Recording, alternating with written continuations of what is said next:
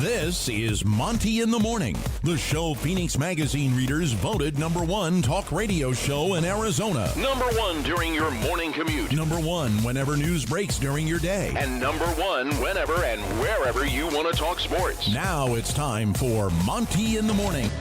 Hey, yo, man, how the heck are you? It is the Monty Show, Monday, August 1st, 2022. And we have a lot to get to today. A big update on the Knicks and the Utah Jazz coming up. Why did the New York Knicks walk away from the Utah Jazz? It's a big story. Does this mean that the Utah Jazz will not trade Donovan Mitchell before training camp? We'll talk about all of that. The very latest details on our BYU Notre Dame drive away to see BYU and Notre Dame in Las Vegas for the Shamrock Series. But this morning, we start the show with breaking news, and that is that Deshaun Watson, the quarterback of the Cleveland Browns, has been suspended 6 games by the arbiter, Jake, of the National Football League. Yes. For violating the NFL's conduct policy for all of these accusations surrounding his situation with massage therapy professionals in Houston. And if you are not familiar, which I have a hard time believing, Deshaun Watson is accused of, in the most heinous cases, sexual assault, in at least sexual misconduct in most of these cases. He had 20 plus lawsuits filed against him. Just this morning, it was announced that Deshaun Watson has settled 3 more of those cases, leaving only 1 case outstanding in all of these. Deshaun Watson has settled all now but one of those cases. But just announced moments ago, Deshaun Watson suspended 6 games by the, this former judge that is appointed and agreed to by the NFL and the NFLPA. She has gone over hundreds of thousands of hours of testimony and evidence and statements by these women. And it should be noted that the only witnesses that Judge Robinson took testimony from were the witnesses, or the accusers in this case, if you will, of Deshaun Watson that the NFL investigators spoke to. So there are 6 accusers allegedly that the NFL spoke to. That's the evidence that the judge used to suspend Cleveland Browns quarterback Deshaun Watson 6 games this season for violating the NFL's personal conduct policy. Jake, was this, in your opinion, enough, too much? Where do you come down on it? Yeah, I mean, I think that I think that it feels a bit light for everything that we've gone through in this whole case and in the way it's all happened. I feel like, this has been going on for what seems like forever. I think it's been around a year or so that this has been happening. And it feels like 6 games, to be honest with you, is a little light. I was hoping for like 8 to 10. I felt like that was a pretty just number. I felt like, anything over 10 was heavy-handed, but I felt like that 8 to 10 range was a really nice spot for this situation with Deshaun Watson. The problem is, and where things kind of get a little awry in this case, is that NFL owners who have done similar things to what Deshaun is being accused of doing didn't get suspended. There was no discipline from the NFL, and obviously the best example of this is Bob Kraft and his whole situation. So I just think that, is it too much? Is it too little? I felt like 6 games was a bit light, if I'm being honest, but I think that based on the precedent and based on the fact that Bob Kraft didn't get any suspension or discipline, and based on the fact that this type of situation with how this went down with Deshaun and what he did hasn't really been seen in the league before, I felt like 6 was kind of light. Now, if you look at the NFL's history of, domestic violence and everything, over the past, all the names that we all know, the Kareem Hunts of the world, the Greg Hardys, the Ray Rices, all those guys and what they did. To me, that precedent, if I'm the NFL, would have led me to kind of want to set a standard here and set an example with Deshaun and say, hey, it is 10 games. But again, it's not up to Roger Goodell. It was up to Sue Robinson. So we'll see. The only question that remains is how the NFL is going to handle this ruling now. Yeah, and I think one of the big questions is, will the NFL and Roger Goodell appeal this suspension? This is where things get a little awkward in that the NFL can't appeal this, but who are they appealing it to?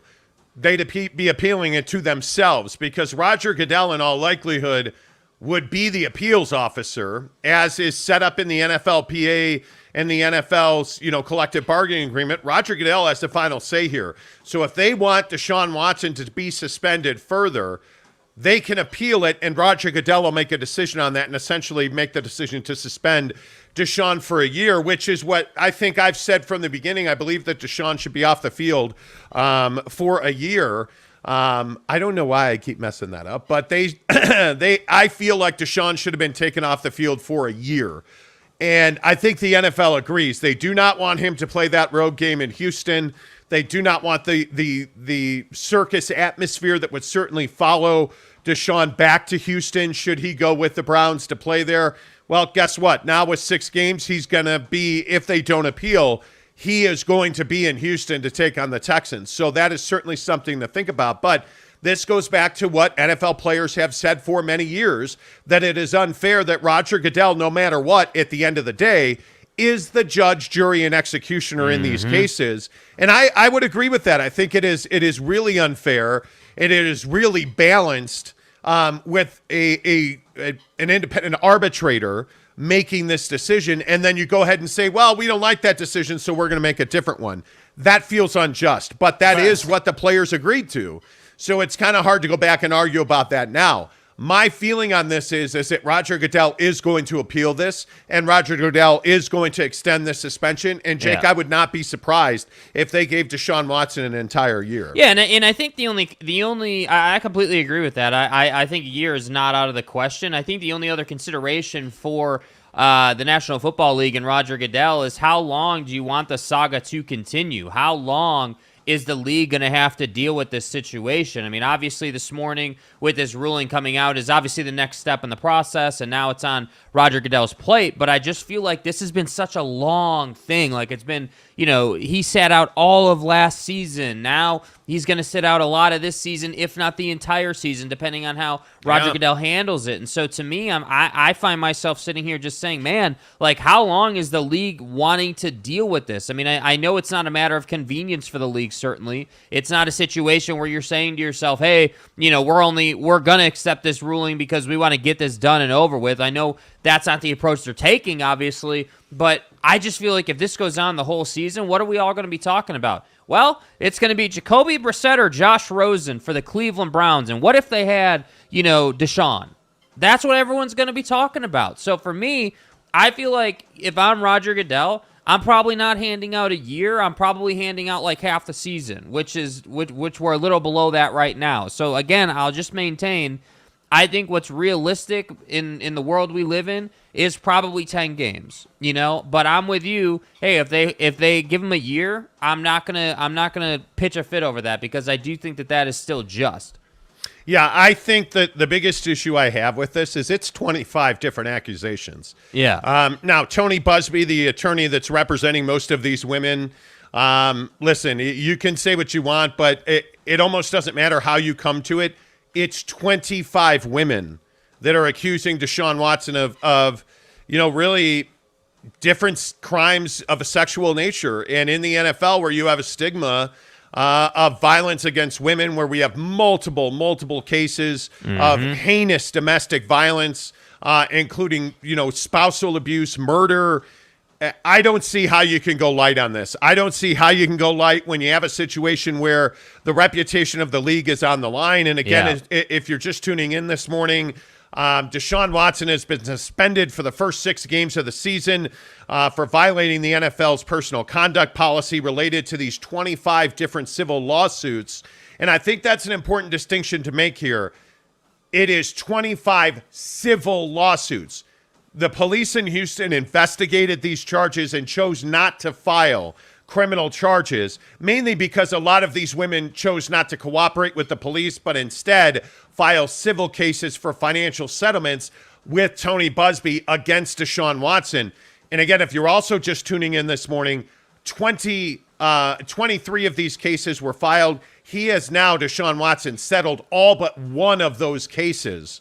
So, I mean, he is really trying to get this taken care of right now. But those civil suits and those settlements meant almost nothing to the NFL and NFLPA arbiter who heard this case. She suspended him this morning 6 games, which means that based on what the Cleveland Browns schedule is, if you look at it, the games that Watson will miss, because remember, he can play in the preseason and he can be involved in training camp and practices right up until the Monday before week 1, when the official league begins, the league year begins, and players actually report to team facilities the Monday before week 1. That's when Deshaun Watson will be suspended for at Carolina, the Jets, the Steelers, which is a primetime Amazon Thursday night football game, by the way, at Atlanta, home for Los Angeles, the Chargers, and then home for New England. Deshaun Watson's first game back would be October 23rd, a Sunday, at Baltimore against the Ravens. Yeah. This is a big time blow for the Cleveland Browns. But again, if I'm Roger Goodell, how do you not go through the appeals process that's set forth? And how do you not take him off the field for December 4th, Sunday, December 4th at the Houston Texans?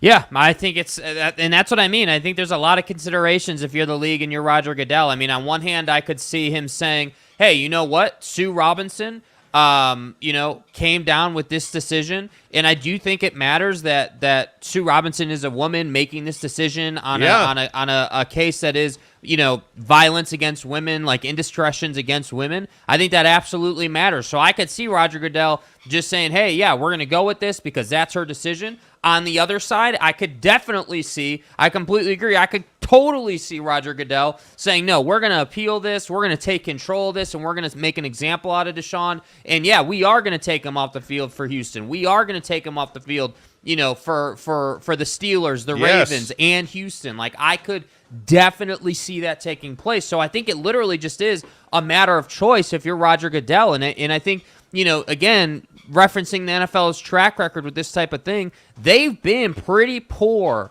at decision-making and timing and sort of how they go about disciplining these guys. There have been countless examples. Again, the Ray Rices, the Kareem Hunts, the Greg Hardys. Like, there are so many, examples, obviously, where they just haven't handled it well. I look at the Ezekiel Elliott thing. You didn't handle that well. I just feel like the NFL has to set a standard here. You got to make an example out of Deshaun Watson. And it's so funny, in the vaunted pre-show meeting, behind the scenes, we were talking about the fact that the NFL really is the only league we have that has issues with violence against women. Obviously, the NBA is currently dealing with the Mikal Bridges situation, or the Miles Bridges situation, excuse me. But other than that, what other issues does the NBA have with violence against women? I look at Major League Baseball. There are really not very many examples of violence against women, I look at the NHL. There's not many examples of violence against women. So that's why I say this is a uniquely NFL problem, and I think it is a unique responsibility of Roger Goodell to set the standard and say, hey, we're not tolerating this anymore. If you're going to commit crimes, if you will, or do heinous things to women, you are going to pay the price. That's what I think needs to happen here. So if I'm Roger Goodell, I am appealing this. I am giving him at least 10 games, if not the whole year. That's what I would do. Yeah, I think if I'm Roger Goodell, I'm suspending him a year. I just don't know how you allow Deshaun Watson to play a game this year, especially, December 4th at Houston. The Cleveland Browns are in Houston on December 4th. I just think it's such a circus that you would allow Deshaun Watson to play in that game. I don't know how you would do that, especially with the rehashing of the ugly exit from Houston, the rehashing of all the charges. I just don't see how that makes sense for the NFL. I think they're going to push for a year at a minimum. Let's get your comments in here this morning as we react to the breaking news that Deshaun Watson has been suspended for the first 6 games of the season for sexual misconduct charges that essentially equal, according to the arbitrator, a violation of the NFL's personal conduct policy. He will miss the first 6 games of the year. And again, if you missed it, on the screen right now are the first 6 games of the season for the Cleveland Browns. I just think it's not enough. I mean, I really think it's not enough. The NFL has to take him off the field for a year. I don't know how you don't. And I think an interesting question, one other thing that I think is interesting is if you're the league and you're Roger Goodell, does Deshaun Watson missing all of last year even matter? Because I don't think it really should even matter. I think that was just part of the process. You had to sit out because this had to be adjudicated. Like, you had to figure this out. You had to work through this, and it had to be investigated. Like, that's part of the process. And by the way, while you were sitting out, you were getting paid. So I don't think last year should matter, but really? Yeah, I don't think it should matter. I think that when you do things like this, because for the longest time I felt like, okay, will the suspension be retroactive? He's already missed a whole year. Right, and they've sent this to Sue Robinson, who now has said, hey, he's got 6 games. That's what I'm giving him. So to me, when you do what Deshaun Watson is being accused of doing, the process with which you miss time as it's being investigated should not count for the discipline that you're going to get. That's part of the process. The league can't have you on the field when you've done what you're being accused of doing. So that portion of time that you missed, in my opinion, should not be counted. I think that what we're talking about today, the 6 games and the league appealing and them coming up with a decision, which I do think they will do, that's what I think the main focus for the league needs to be. But I'm curious how the league handles that. Do they consider last year? Yeah, I don't think they do. I think they want the hammer. I think the NFL... And again, I don't mean to be redundant. I know I've said this. I think the NFL needs to take a hard stance in crimes against women. This is a violent league playing a violent sport relating to men being violent. Yes. And they take that home from work. And there is a track record of NFL players abusing women, murdering women, violently assaulting women. And let's not forget that Henry Ruggs with the Las Vegas Raiders with this DUI. He is on trial for vehicular manslaughter. A woman died in that crash. His girlfriend or his female companion in his Corvette was seriously injured in that crash. This is not going to pass. This is going to be a situation, in my opinion, where the NFL is going to step up, appeal this suspension, and I believe Deshaun Watson will not play a game this year. I think Roger Goodell, who, by the way, as everybody's been saying, Roger Goodell works for the owners in the NFL, including Jimmy Haslam, the owner of the Cleveland Browns, who went out of his way to sign Deshaun Watson to a groundbreaking contract, which had never been seen before, a fully guaranteed contract for a quarterback facing a massive suspension in the middle of a massive black eye for the NFL. Jimmy Haslam gave Deshaun Watson a fully guaranteed contract. Mm-hmm. I don't think the NFL looked kindly on that. I don't think the other owners. I don't think Roger Goodell. And by the way, the other thing that you can't forget here is you have owners in this league as well who have been involved in crimes against women, most notably Bob Kraft, the owner of the New England Patriots, caught in that massage parlor sting. Yes. You look at these situations and you're starting to feel like, yeah, there's quite a bit of hypocrisy going on around the NFL right now related to the way that they adjudicate crime and suspension and penalties from coaches and owners.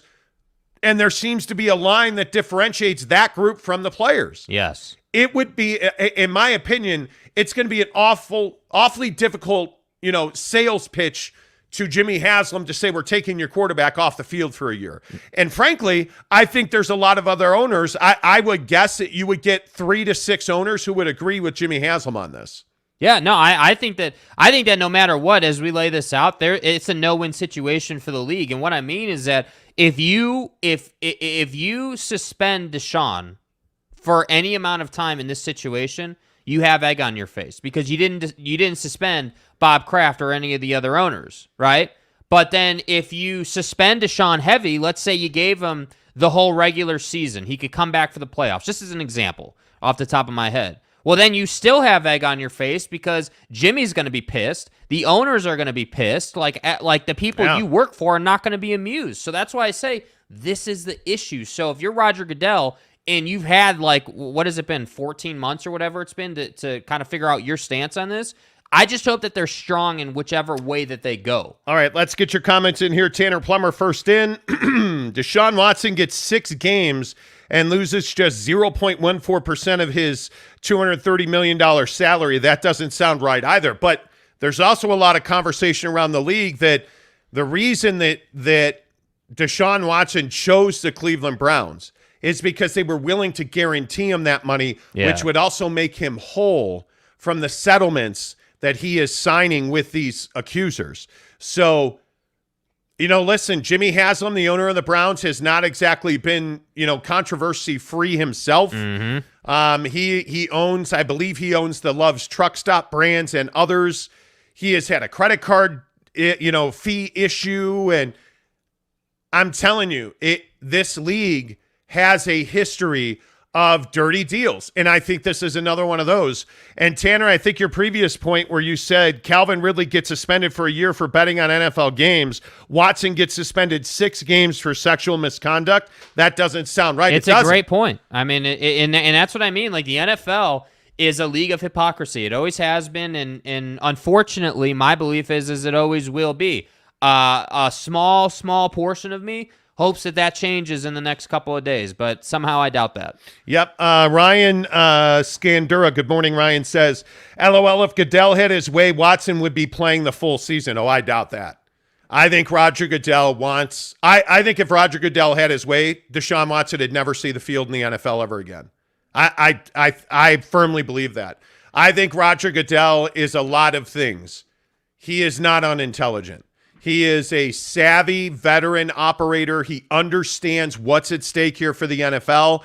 Image, marketing, advertising dollars, relationships, those are all at stake here.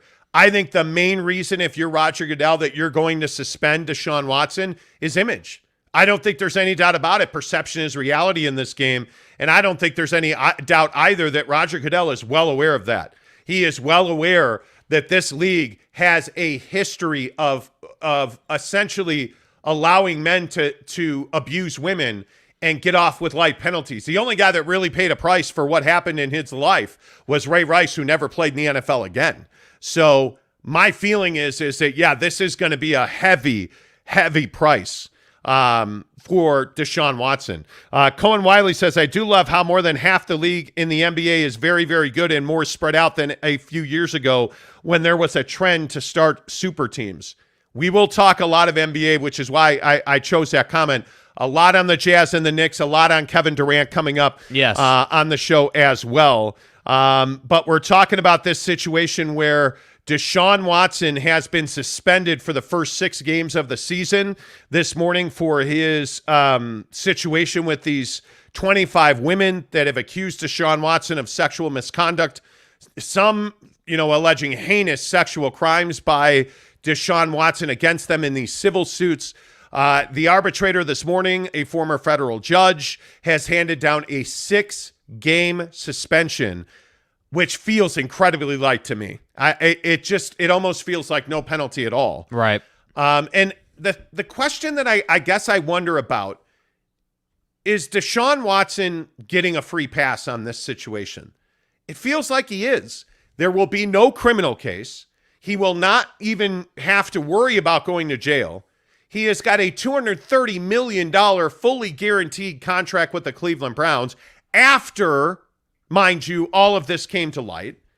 And now he only gets a 6-game suspension, which, financially is nothing to him. Right. This feels like he is getting away with this scot-free. Yeah, I think, he is. I think that it's tough because I think if you're Deshaun Watson and you're in his camp, you're saying, hey, like, this isn't criminal. I'm not being charged with anything. Like nothing is really happened outside of the fact that I'm essentially admitting guilt by settling all these cases. So I think if you're him, you're saying, yeah, this is heavy no matter how you look at it. But my opinion is yeah, it's light, because I've always maintained that, professional athletes, specifically athletes who are big names, who are key to their team's success, like a quarterback in the NFL, I think you have a certain responsibility off the field. And unfortunately, Deshaun clearly doesn't understand that. You don't get the luxury of just doing whatever the hell you want to do to whoever the hell you want to do that to. That's not how this works. Yeah, it's remarkable. It's crazy. It is remarkable. Zayman says, two complaints against you. It's now a trend. How in the world did it get to 25 before anybody noticed? That's my question. Yeah. And by the way, I would note that the Houston Texans have settled with all of these women. The Texans likely knew what was happening. And nothing will happen to them. Yeah, my opinion is there's no way to escape the fact that when your star quarterback is flying in massage professionals from other states to have one-on-one interaction with them in a hotel suite downtown, you had to know that was going on. You had to, if you're the Houston Texans, know this was happening.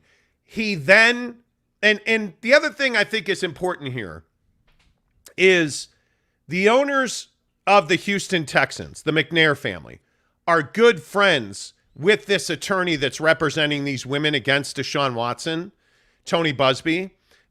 Tony Busby and the late Mr. McNair and Cal McNair, the current owner of the Houston Texans, were neighbors. So there is a very intimate relationship there. And the other thing that I think is important to note, because I think context is huge here. All of this happened once Deshaun Watson asked for a trade and said he would never play for the Texans again. Then all of a sudden, this attorney that's close friends with the ownership of the Texans started unearthing all of these women who then out of nowhere didn't want to file criminal charges but wanted to file civil suits against Deshaun Watson. Hey, guys. What this felt like to me, and I don't know this to be fact, it's my opinion. What it felt like to me in this case from the beginning was that when Deshaun Watson said, I'm never going to play for you again, trade me or I'm going to sit out, the Houston Texans said, okay, well, we're going to damage you permanently. And they went to Busby and they looked for dirt. And I don't think they knew what they were going to find necessarily, 25 women.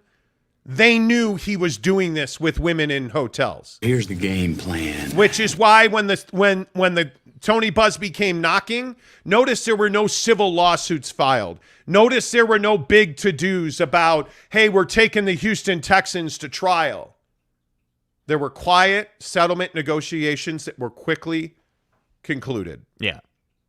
Because they're all friends.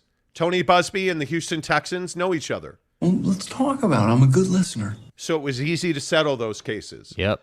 So there were no endorsement deals that were lost forever. There were no, threats of criminal complaints to bring people to the negotiating table on the civil level. I do think a big part of this is the Houston Texans railroading Deshaun Watson. I don't think there's any doubt. Now, does that excuse what he did? Absolutely not. Yeah. Is Deshaun Watson stupid? Yes, he is. Did Deshaun Watson do all of the things he's accused of? Probably not. Did he do most of them? In my opinion, he did. Does he deserve 6 games? No, he deserves an entire season. But let's not, throw under the rug the fact, sweep under the rug the fact that my opinion is that the McNair family had a big hand on this coming to light. Yeah, I mean, we would be naive to think that an organization on the level of an NFL team had no idea. I mean, that's just naive thinking.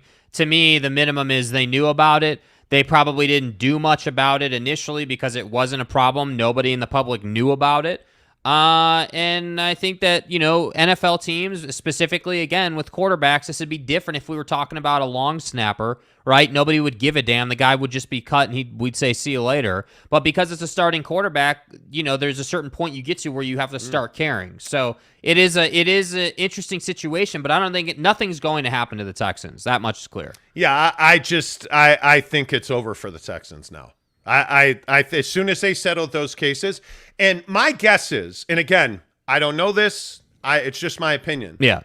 I think the Houston Texans were looking to pay settlements.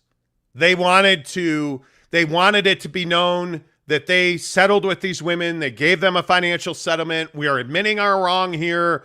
We had responsibility. Here, take our money. Oh, my God. We had no idea that this was happening. But, hey, it's our guy. It's our quarterback. It's our responsibility. Let us fix this. Let us help you. Let us take care of this. Putting it, basically, my opinion is, just on everything you've just laid out, is that they tried to put themselves in a positive light. Like, hey, we're being good guys here. But at the point that they did this, there's financial gain for them. Yeah. They make billions of dollars a year being an NFL team. Yeah. My guess is the settlement's a tax write-off.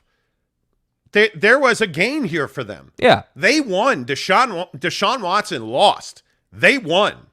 And I don't think there's any way to fix that. Deshaun Watson could win the next 10 MVPs and Super Bowls. And he's always going to be the guy that had 25 civil cases filed against him for sexual assault by massage professionals who made really terrible accusations. It doesn't matter what he does. He is tainted forever. Yes. Forever. So, I mean, you could sit here and say what you want. The Houston Texans won here. The Houston Texans absolutely won. In this Deshaun Watson case. It's breaking news this morning. Deshaun Watson has been suspended for the first 6 games of the season by the neutral arbitrator hearing the case between the NFL and the NFLPA. The next step in this case is one of two things. The NFL accepts that punishment, and everybody goes about their business. The NFLPA has said they will not appeal, that they just want, they want to put an end to this, and Deshaun Watson has agreed to that. So the NFLPA, will not appeal. The question is, what does Roger Goodell and the NFL do? Do the owners, and don't forget, when I say Roger Goodell, the owners of the National Football League teams, that's who Roger Goodell represents. Will the other owners and Roger Goodell file an appeal to this 6-game suspension, and will they be looking for more? For real. My guess is they will. Adam Schefter from ESPN is reporting that the NFL does not want Deshaun Watson to play in that game in Houston. They do not want him making that trip back to Houston, and that they wanted a full year's suspension. They got 6 games. I just don't think that a full year is ridiculous. On a surface, when you first say it, you're like, well, that feels heavy. But then you start thinking about it. You're like, yeah, dude, a full year is pretty warranted considering it's 25 women. Yeah. Dude, like there has to be, again, the NFL has to set a standard here. You've got ESPN on Get Up this morning laying out the fact that Deshaun is going to get, a gazillion dollars a year on this fully guaranteed contract. Like, you have to set a standard here. But again, I think it matters. Did you see how his contract is structured? The Cleveland Browns absolutely did a sweetheart deal with Deshaun Watson. So go back in time a little bit here and remember exactly where Deshaun Watson was. He had demanded a trade. He said, I'll never play for the Browns or for the Houston Texans again. Yeah. All these lawsuits happen. He's in purgatory. He does not play last year. He is away from the NFL and the team last year. Getting paid. But he gets paid. Yes. He gets paid. Then they trade him to the Cleveland Browns and get a new deal done that's $230 million guaranteed. But all he gets in base salary this year is $1 million. So the only money he loses this year is $1 million. All the other years of the contract are $20+ million. The Browns and Deshaun Watson knew this suspension was coming. That's why they negotiated the contract the way they did. Deshaun Watson and the Cleveland Browns made a sweetheart deal. I think that's part of the reason that the NFL is A, going to go after him further and will appeal this suspension. And B, I think it's also part of the reason that Deshaun Watson signed with the Browns because they were willing to structure a new contract like that. So My feeling is that the NFL is going to go after its pound of flesh, and they want his entire $1 million contract this year, or his entire $1 million base salary this year, and they don't want him playing football in Houston. Yeah, and it's really curious. I mean, that's a great point you make, and if that is the case, what do you do about Jimmy? I think that clearly this deal, the way it's laid out and what you've just explained kind of says through action and the way it's structured that Jimmy Haslam feels like, hey, Deshaun, you got railroaded. Let me take care of you because I can. So if you're the NFL, obviously there's not much you're going to do with Jimmy, but I just think, again, I'm just going to keep saying it. You can make an example out of Deshaun Watson, and there's really nothing he can do about it. Yeah, I don't know, man. I think it's incredible. It is incredible. Giggity, comment dump. Giggity says the NFL won't appeal. They don't really care about women. Look how they drag their feet with that slime ball Dan Snyder. Well, and that's part of the thing here. Yeah. Is that Dan Snyder still owns the Washington Commanders. And Dan Snyder was allowed to dodge a subpoena from Congress with no penalty.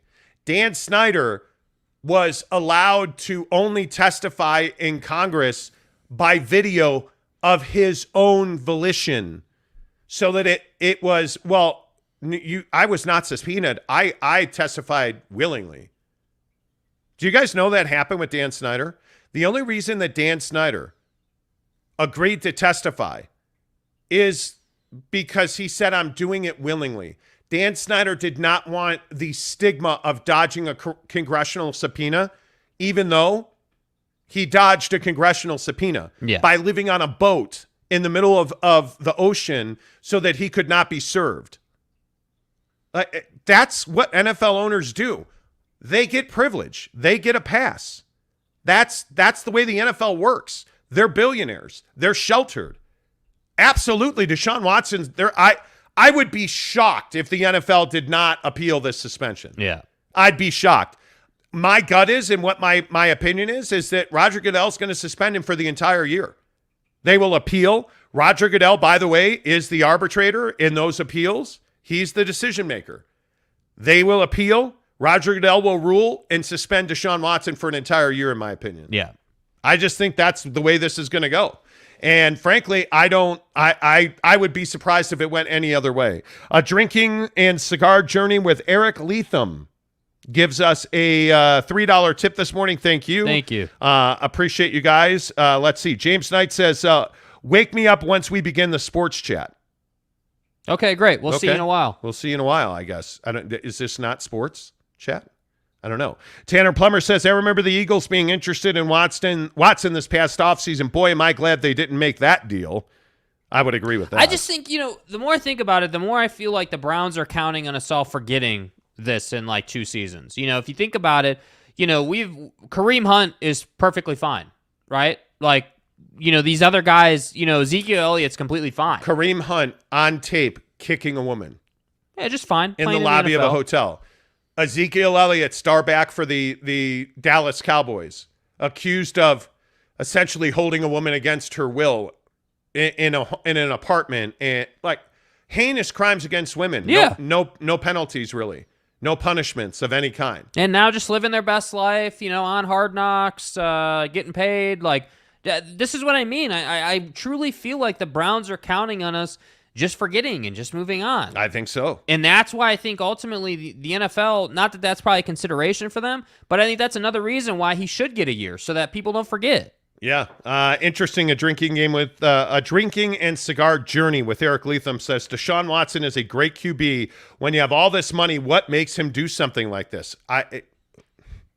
Why do powerful men always wind up falling at the feet of sex? Because when you women have all that money is not a consideration for you.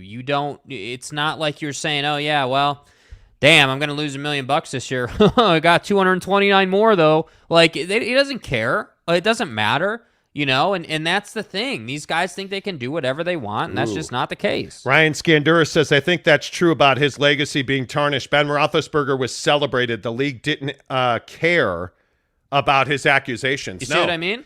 And if you don't remember, Ben Roethlisberger,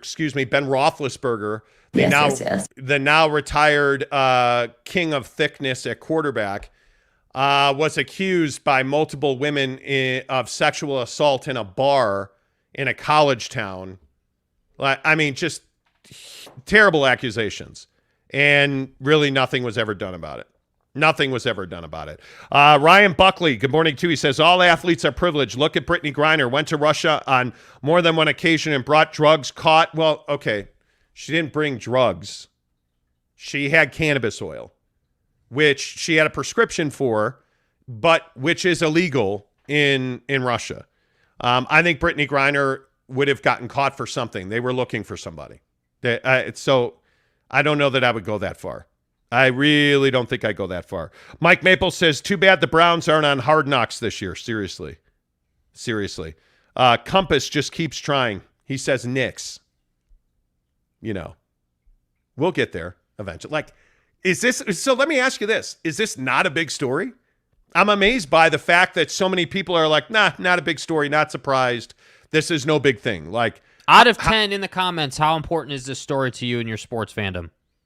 I think it's a huge story. Yeah, I mean, I think it's super important. I mean, yeah, obviously, we've got a whole conversation we're going to have on the New York Knicks and the Utah Jazz, obviously. But this is breaking news. We've been waiting for this for weeks, for a year at this point. Like, we've been speculating on this for a long time, and I just think it matters. I think that we would be doing it injustice not to talk about it when it comes out 5 minutes before the show starts, you know? Obviously, we talk a lot of basketball on this channel, but when this type of thing comes out, you have to talk about it. So I appreciate everybody here for Knicks Jazz, but this is something that's important in my opinion. But hey, maybe I'm wrong. Like, in the comments, let us know.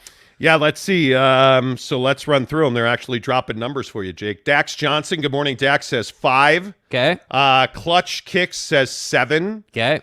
Main Event 628 says about a 3. So not as important. Mr. Vargas says a 7. More important. Strange Clouds says a 4. Again, not as important. Dax revises and says maybe a 6. Cohen Wiley says 2. Okay. 2? Tanner Plummer says this story is a 10 out of 10 for me, but you're also a huge football fan. Dop Hop says it's a top 10 story. You know, okay.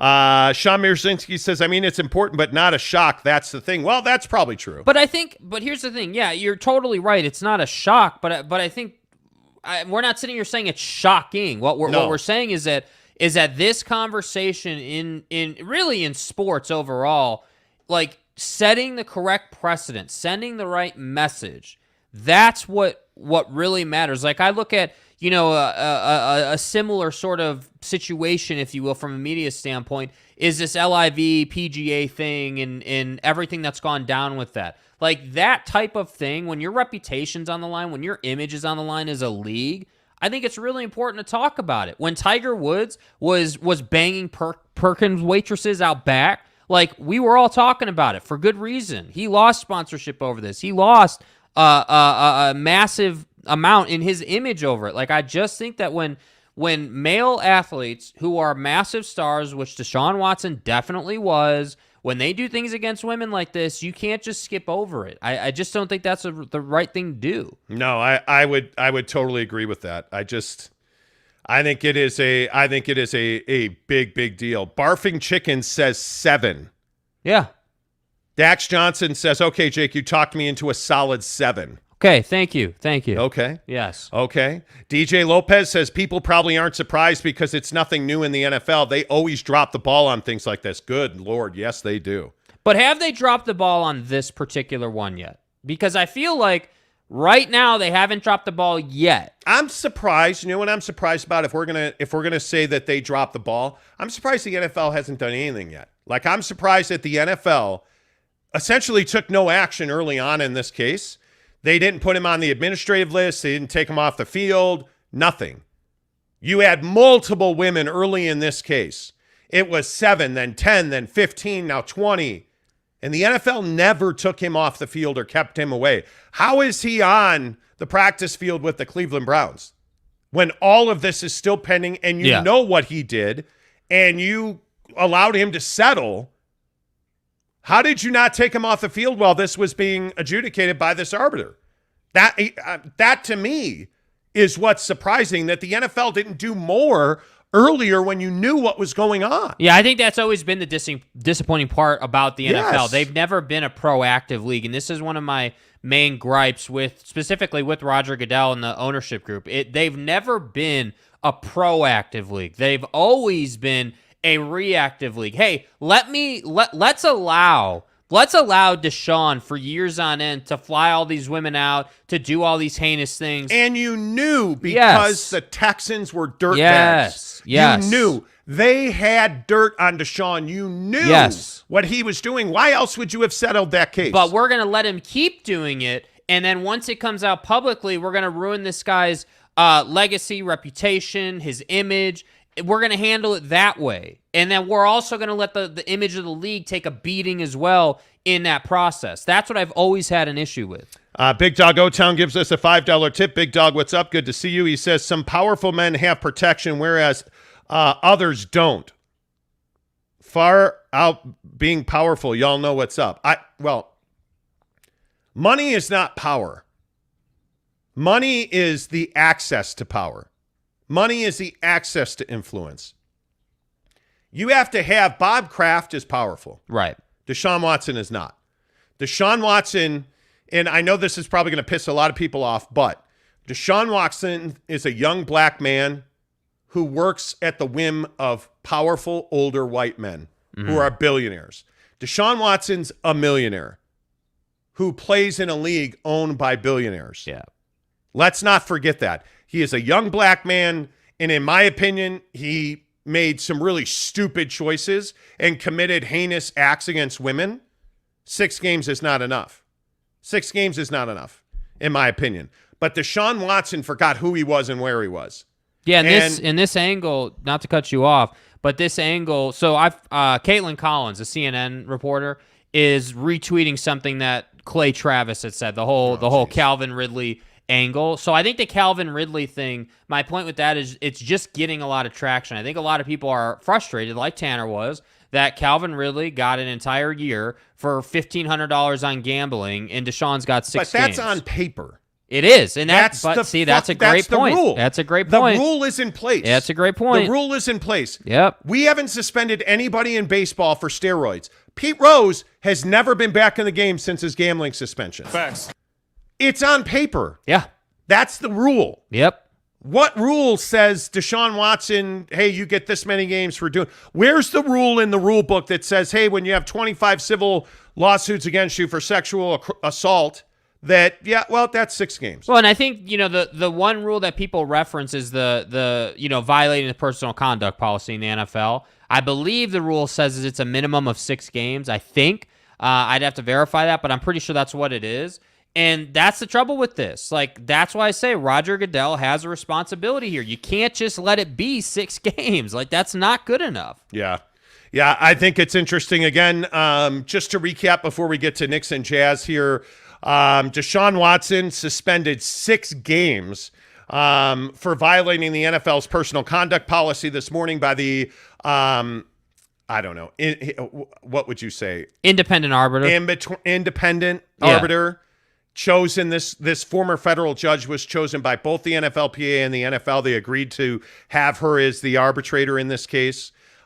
She ruled this morning that Deshaun Watson will be suspended 6 games to start the season. Those 6 games are at Carolina, home for the Jets and Steelers. That Steelers game is a Thursday night football game on Amazon. At the Falcons, home for the Chargers, home for the Patriots. Deshaun Watson, as of today, will return week 7 at the Baltimore Ravens. It is widely expected that NFL Commissioner Roger Goodell will, in fact, appeal this suspension, which is perfectly within his right or the NFLPA's right to do. The issue is that Roger Goodell is the final decision maker on all appeals. So if it is appealed, if the NFL owners decide to appeal, Roger Goodell will make the decision. Yeah. And it is widely expected the NFL will appeal and Deshaun Watson will be suspended for the 2022 season because December 4th, the Cleveland Browns travel to Houston to take on the Texans. Yeah. And the NFL does not want Deshaun Watson playing in that game. So it is widely agreed or believed that Roger Goodell and the owners will appeal, and Roger Goodell will suspend Deshaun Watson for the season. We'll see if that plays out. That's the biggest story in sports this morning. Welcome to the show. Appreciate you guys being here.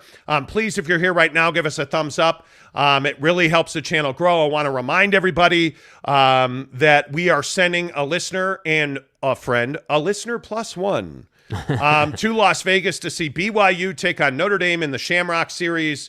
It is all presented to you by Devry Davis and Academy Mortgage. We're going to talk a lot of mortgage later in the show. Mortgage rates are way down. They plummeted Thursday and Friday. Call Devry Davis today at Academy Mortgage, 801-543-9666, NMLS number 278545. Devry Davis and Academy Mortgage are equal housing lenders. I'm telling you, Devry Davis is the guy you want to talk to about your mortgage. Yep. Whether you're here, New York, Zimbabwe, call Devry Davis today, 801-543-9666. Tell him you heard it from Monty. Tell him Monty told you to call. Mortgage rates plummeted. They are low. Yes, you can afford to buy a house. Yes, there is inventory. If you don't have cash for a down payment, Devry Davis and Academy Mortgage have programs for you to get you into a mortgage that you can afford, that you deserve for you and your family. Call them today, 801-543-9666. And how about our good friends at Barbecue Pit Stop, now on board the show? Welcome our newest partners in Logan, Lehigh, Layton, Salt Lake City, and St. George. bbqpitstop.com. September 17th, be there or be square. We are going to have a viewing party at the Barbecue Pit Stop in Lehigh. We'll have a TV there. We're going to have a bunch of wings and pizza there. And at halftime of the BYU-Oregon game, September 17th, we will pull the winner of the trip for two to see BYU and Notre Dame October 7th and 8th in Las Vegas. You get 2 nights at the Palm, 2 tickets to the game, and a $250 gas card to get you there. It is the BYU Notre Dame Shamrock Series Drive-Away presented by Devry Davis and Academy Mortgage and our good friends at Barbecue Pit Stop. My guy. Welcome to the Let's show. go. Really appreciate Devry Davis. Really appreciate Academy Mortgage and Barbecue Pit Stop. But again, you guys, you know the way the show works. We need you to give your business to our advertisers. We need you to go and see the guys at Barbecue Pit Stop. Every Barbecue Pit Stop location, and let me make sure that we put that up on the screen here for you. Logan, Lehigh, Layton, Salt Lake City, and St. George. Every one of those stores today will have a box. There's already one at Lehigh. This morning we will have one at Murray and Layton and Logan for you. All you have to do is go in, fill out a slip, drop it in the box to enter to win the prize for the BYU Notre Dame Drive-Away. It's at every Barbecue Pit Stop store in the Valley. Make sure you go and say, hey, I found out about you guys on the Monty Show. Whether you need spices, whether you need a grill, a smoker, you name it, Barbecue Pit Stop's got it. There is a box on every counter of the Barbecue Pit Stops here in the Valley. Go in, fill it out, drop a slip in the box. That's the way the show works. We need you guys to support our advertisers so we can continue to talk Jazz and Knicks. Let's get you the very latest on that because, as we reported about 2 weeks ago now, the New York Knicks have been incredibly frustrated with Danny Ainge and the Utah Jazz. Mainly that Danny Ainge has not come off of his negotiating point, that he wants 6 first-round picks and he wants 3 young players, and he has asked for quickly Grimes, McBride, and Topin, and a veteran to make the salaries work, as well as 6 first-round picks. That has been a non-starter for Leon Rose and the New York Knicks, and the Knicks have become frustrated and essentially said, we're not going to continue negotiating. The Knicks have walked away from the Jazz for the time being. Right. It was described to me by NBA sources over the weekend that does not mean this deal is not ever going to happen, but at this moment in time, the New York Knicks are on to bigger and better things because they have a lot of work to do on their roster. And frankly, I think they know that Danny Ainge is not out trying to trade Donovan Mitchell to anybody that will take him. Danny Ainge has a price that he has put on Donovan Mitchell. And right now with the Knicks, it's 6 first-round picks. And Jake, I think rightly so, Leon Rose is not willing to spend that kind of bread. Yeah, I think the thing with the New York Knicks and the Utah Jazz is that this is the classic negotiation, right? Where one side and Danny Ainge has a price and he's not coming off it, and the Knicks have what they'd like to pay for Donovan Mitchell, and they're not going to compromise. And I think that, again, we've been saying this consistently through all the people saying, oh, we're getting texts, he's being traded, to national people saying Donovan Mitchell is getting traded. We've been telling you that this negotiation is not going to be easy, that this negotiation is going to be long-winded. We've also been telling you that while Donovan Mitchell may not get traded today or tomorrow, that the likelihood is he will be traded at some point down the line. And I think that is the fabric of this conversation. For Danny Ainge and the Utah Jazz, how are you going about this? Because if you know at the deadline, let's say, that you're going to try to trade Donovan Mitchell, well, how does that impact your decision-making right now? Because so far, to this point in the NBA offseason, Danny Ainge has run the league. He broke the league with the Rudy Gobert trade. He's likely set the bar for value with that trade, and then also with, what is known as the price for Donovan Mitchell. So that's why I say Danny Ainge is a wizard at this. Danny Ainge has been dominating the league this offseason, and I think if you're a Utah Jazz fan, the concern shouldn't be, hey, are we going to trade Donovan Mitchell? The concern should be, how does this team shape up heading into camp? Let's say that the Jazz are a 3 seed at the deadline. Let's just say they get crazy. They go ham this season. Do you still trade Donovan Mitchell at the deadline? That's what I think the conversation is for the Utah Jazz right now. Well, and the other thing I think you have to consider is that Danny Ainge has not moved off of this one bit. And as we reported 2 weeks ago, the Knicks became frustrated. And I think the reason this is a topic of conversation now is because it's not just a couple of hacks on YouTube. Yeah, it's those little guys over there, Shams Charania of The Athletic also over the weekend reported that the Knicks became frustrated with the Utah Jazz and their unwillingness to deal. Twitter's been going crazy. I believe that was on Friday he reported that. And that the Knicks and Jazz, I know this is a shocker, the Knicks and Jazz haven't been talking lately. Oh, that's the wrong laugh. I need this one. You know what? And again, all I can say is we rely on some sources that are very high up in the Jazz organization and some sources that are very high up around the NBA. We happen to have very close relationships on the New York basketball scene. That's why we've been able to stay on top of this story. And from what I understand and what sources have told me, I mean, the tipping point here is that the Knicks are at 4 first-round picks and 2 players. The Jazz have not even entertained that conversation.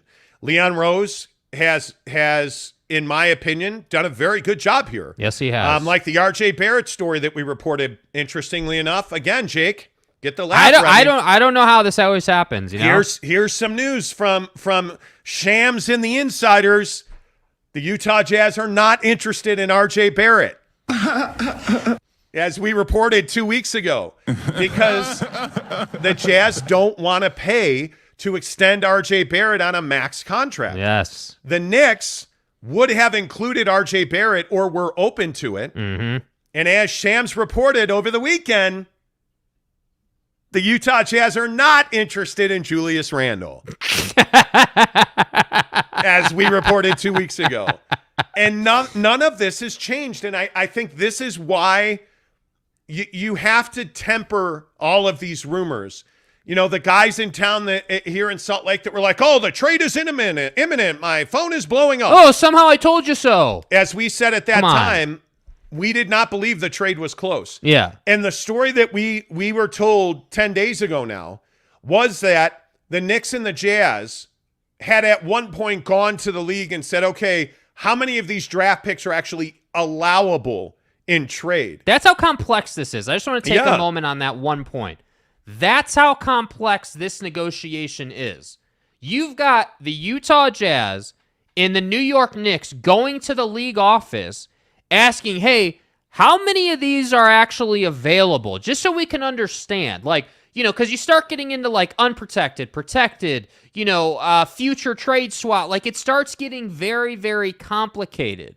So I just hope people understand just how complex this is. Yeah, I do. Raptor88, good morning to you. He tips us $5. Appreciate that. Thank you.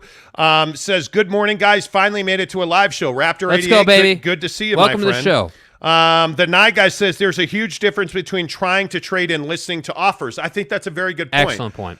Because as we've been telling you for over a year now, the Jazz are not trying to trade Donovan Mitchell. Mm-hmm. Before the Gobert trade was made, the day that Danny Ainge took over last December, we told you, sources at the Jazz were telling us, they went to Donovan Mitchell and they told him, hey, we're going to build this team around you. We're going to remake the roster to play to your strengths.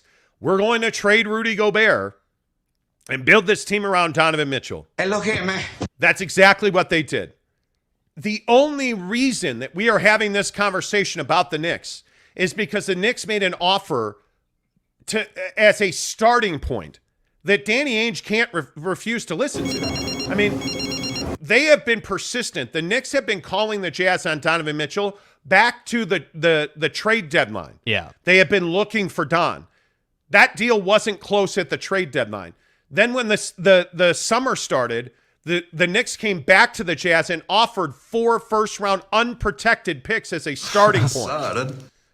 But the Jazz wanted 6, and they wanted quickly. They wanted Grimes. They wanted McBride. They wanted Obi Toppin. They need a veteran player to complete the trade for salary matching. Right. The Knicks were never going to do that. And they've gone back and forth. And I think one of the things that's very clear, according to my sources, is that Leon Rose has made multiple offers of varying degrees with different players. He initially offered Julius Randle. Danny Ainge said, I'm not interested in Julius Obviously Randle. not. So they pulled Julius Randle out of those trades. And that's where, in my opinion, at least from what I'm told, that's where Obi Toppin was inserted. And that, hey, okay, well, you're not interested in Julius Randle. Let's play Obi Toppin, Emmanuel Quickley, Cam Reddish, and 4 first-round picks. Danny Ainge said, no, that's not nearly enough. That's pretty much self-explanatory. Danny Ainge, by the way, other sources have been reporting that 8 picks were asked for. From what my sources are telling me, 8 draft picks were never talked about. It was 6 first-round picks, pick swaps, and 4 players. That's what Danny Ainge has asked for from the very beginning of these conversations, and he has not come off of that. And then he made the Gobert trade, and he's not come off of that. So get your facts straight. So it'll be interesting to see where this goes. But if you asked me here now today, I think the Knicks are on to other business from what I understand. And if you wonder about our sources in New York, we were the first ones that had that Kyrie Irving was interested in the Lakers. Yep. And that he wanted to go to Miami or the Lakers. And the only reason, that Kyrie wanted to go to Miami was for the income tax breaks that he would get, which would allow him to sign for less money because taxes in New York and Los Angeles, California, are much, much higher. So Kyrie was willing to take less money to get out of Brooklyn, end up in Miami. Miami doesn't have nearly the package to get. Yeah. And to your point about Danny Ainge breaking the NBA, this thing with Kevin Durant is that Sean Marks and Joe Tsai, the owner of the Brooklyn Nets, want a haul for Kevin Durant. They want more than what the Jazz got for Rudy Gobert. And frankly, there's just not very many teams, even in a 2 or 3 or 4 team deal, that can provide those kind of assets I want it. to make that deal happen. Especially when you know that Kevin Durant wanted Phoenix. The minute DeAndre Ayton signed that offer sheet with Indiana, those deals were done. Yeah. And Phoenix was essentially out of the process. So I think it becomes very interesting. And I don't know, and this could just be me, I don't know if you're the New York Knicks, I don't know where you turn now, because you have to make a deal to add to what you've done, because now you've spent more money than you probably should have if you weren't going to add a star. Right. Right? I mean, Leon Rose isn't investing in a Jalen Brunson to be his best player, right? You're going to have to extend RJ Barrett.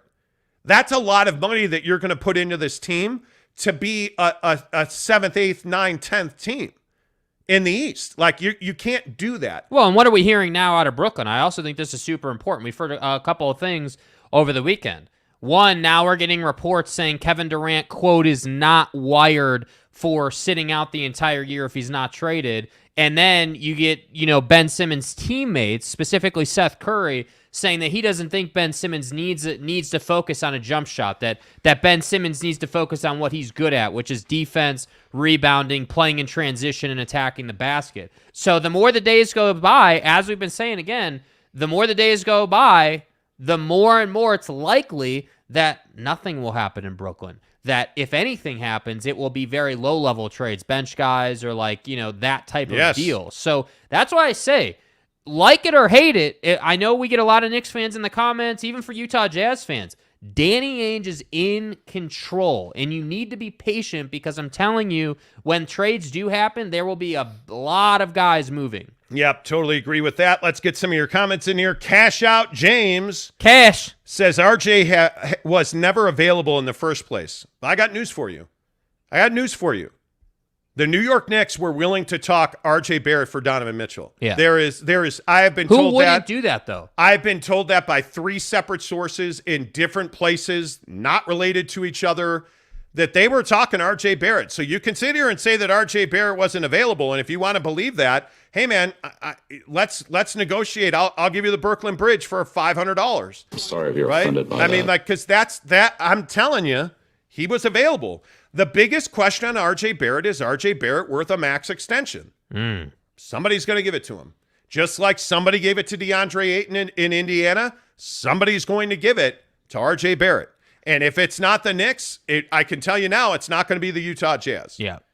At this point, it would be a stunning reversal if the Jazz traded for RJ Barrett. I don't see that happening. Doesn't fit in. The Night Guy says there's a huge difference between trying to trade and listening to offers, correct. Cohen Wiley says, Kurt Valente, so I'm guessing you're not a Jazz fan.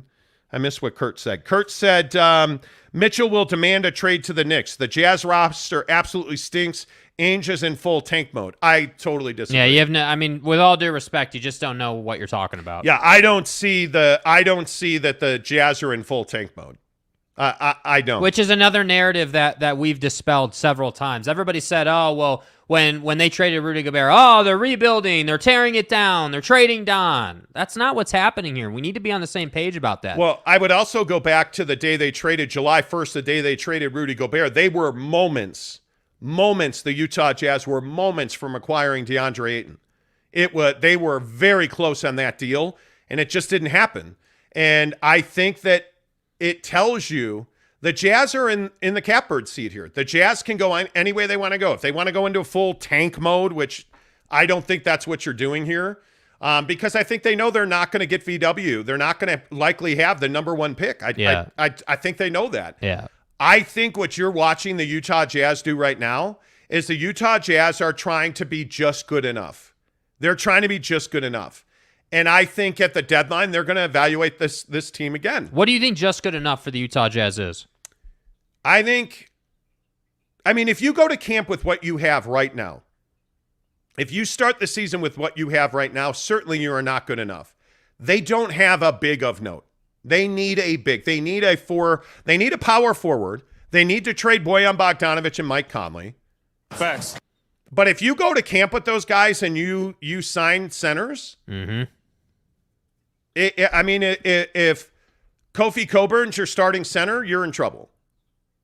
If you get a center of note, let's say you bring back Hassan Whiteside, this team is still going to score a ton of points. I mean, even if you keep Bogdanovic and Conley and you're starting Don, Bogey, and Conley together, that's still a very formidable combination. And let's not forget, you have a Jared Vanderbilt. Let's not forget that you have a Malik Beasley. Yep. You're going to shoot the three really well. You are going to run the floor very well. Yeah. The problem is you're not able to stop anybody. No, I guess not. That's the biggest issue. For me, I don't think you can bring back Bogdanovic and Conley. I think Bogey's going to get traded. I think Bogey is in demand around the league. And so my feeling is Bojan gets traded. Joe Oliver says, hey, Monty, wondering if you follow the NHL at all. I do. I love hockey. I have to be honest with you, but this is not a hockey town to that level where you're covering the NHL. I am a huge Chicago Blackhawk fan. Yeah. Huge. Born and raised in Chicago. The Patrick Kane odd angle shot to win the Stanley Cup was one of the best moments I've ever had with that team. Yeah, it is. It is not fun. I mean, that's the best thing that I can say about being being a Chicago Blackhawk fan is not fun. Let's see. Top Junkie says, here we go, Knicks fans. Oh, wait, nothing to talk about. You see what I mean? Let's see. Militant Youth Sound says the price will go down. I don't know. Why would Danny Ainge lower his price? I think here's the problem for teams like the Knicks and everybody else that's trying to acquire Donovan Mitchell. Yeah. Donovan Mitchell is going to show up, and I think he's going to score 30 points a game. Because from what we've seen outside of the hoops bus, where there is a community empowerment, charity called the Hoops Bus. And Donovan Mitchell was playing basketball literally on a street with the Hoops Bus, and he missed 2 of 3 jump shots. And people are like, oh, it's shots broke. It's your worst nightmare if you're an NBA player. Yeah. But I think Don's going to show up and score 30 points a game. And if that happens, the price doesn't go up or the price doesn't go down. It goes up exponentially. NY Jazz fan says sometimes you have to tell the ugly girls, the Knicks, you are busy, not interested, multiple times before she gets the point. Well, we'll see. I think the Jazz are interested at 6 picks and 4 players. I think Danny Ainge, and this is a credit to Ryan Smith as well. He deserves a lot of credit for it. Ryan Smith made a great choice bringing in Danny Ainge. I don't really give a damn if they're best friends or not. Ryan Smith made a business decision in bringing in Danny Ainge, and Danny Ainge has put himself in the prime position for the way he likes to operate. And that's all you could ask for if you're a Utah Jazz fan. And that's why I say if I'm the Heat, if I'm the Knicks, if I'm Charlotte, if I'm any of these other teams, I'm not going to play around with Danny Ainge for months on end. Like if I were them, knowing how Danny Ainge operates, I would go to him and I would say, hey, this is what we're willing to offer. You want it or you don't? Nah, I think I'm going to pass. All right, we'll see you. Yeah. Like, you don't have time to sit here and meddle. No, I don't think you do. Top Junkie says, I hope Leon is talking to Boston regarding Jaylen Brown. I don't think Boston, this is that same situation. Is Boston really trying to trade Jaylen Brown? Well, if you're going to give me Kevin Durant, but if you're going to give me who from the Knicks is getting you Jaylen Brown? I mean, I don't know. Is Brad Stevens the same savvy negotiator that Danny Ainge is? Probably not. But that's a Danny Ainge guy in Brad Stevens. Do you really think the Knicks have what it takes to get Jaylen Brown for less than what the Jazz are asking for Donovan Mitchell? Jaylen Brown's played in the NBA Finals now. Do you think that price tag's lower? Yeah, and I guess the question if you're Leon Rose is like, generally speaking, not even just with the Utah Jazz, but generally speaking, how much are you willing to give up to get a guy like Don or Jalen or whoever that name is? If I'm the Knicks, I'm not willing to give up. See, I'd trade RJ Barrett to get Donovan Mitchell. Yeah. If I could. The Jazz aren't interested in that.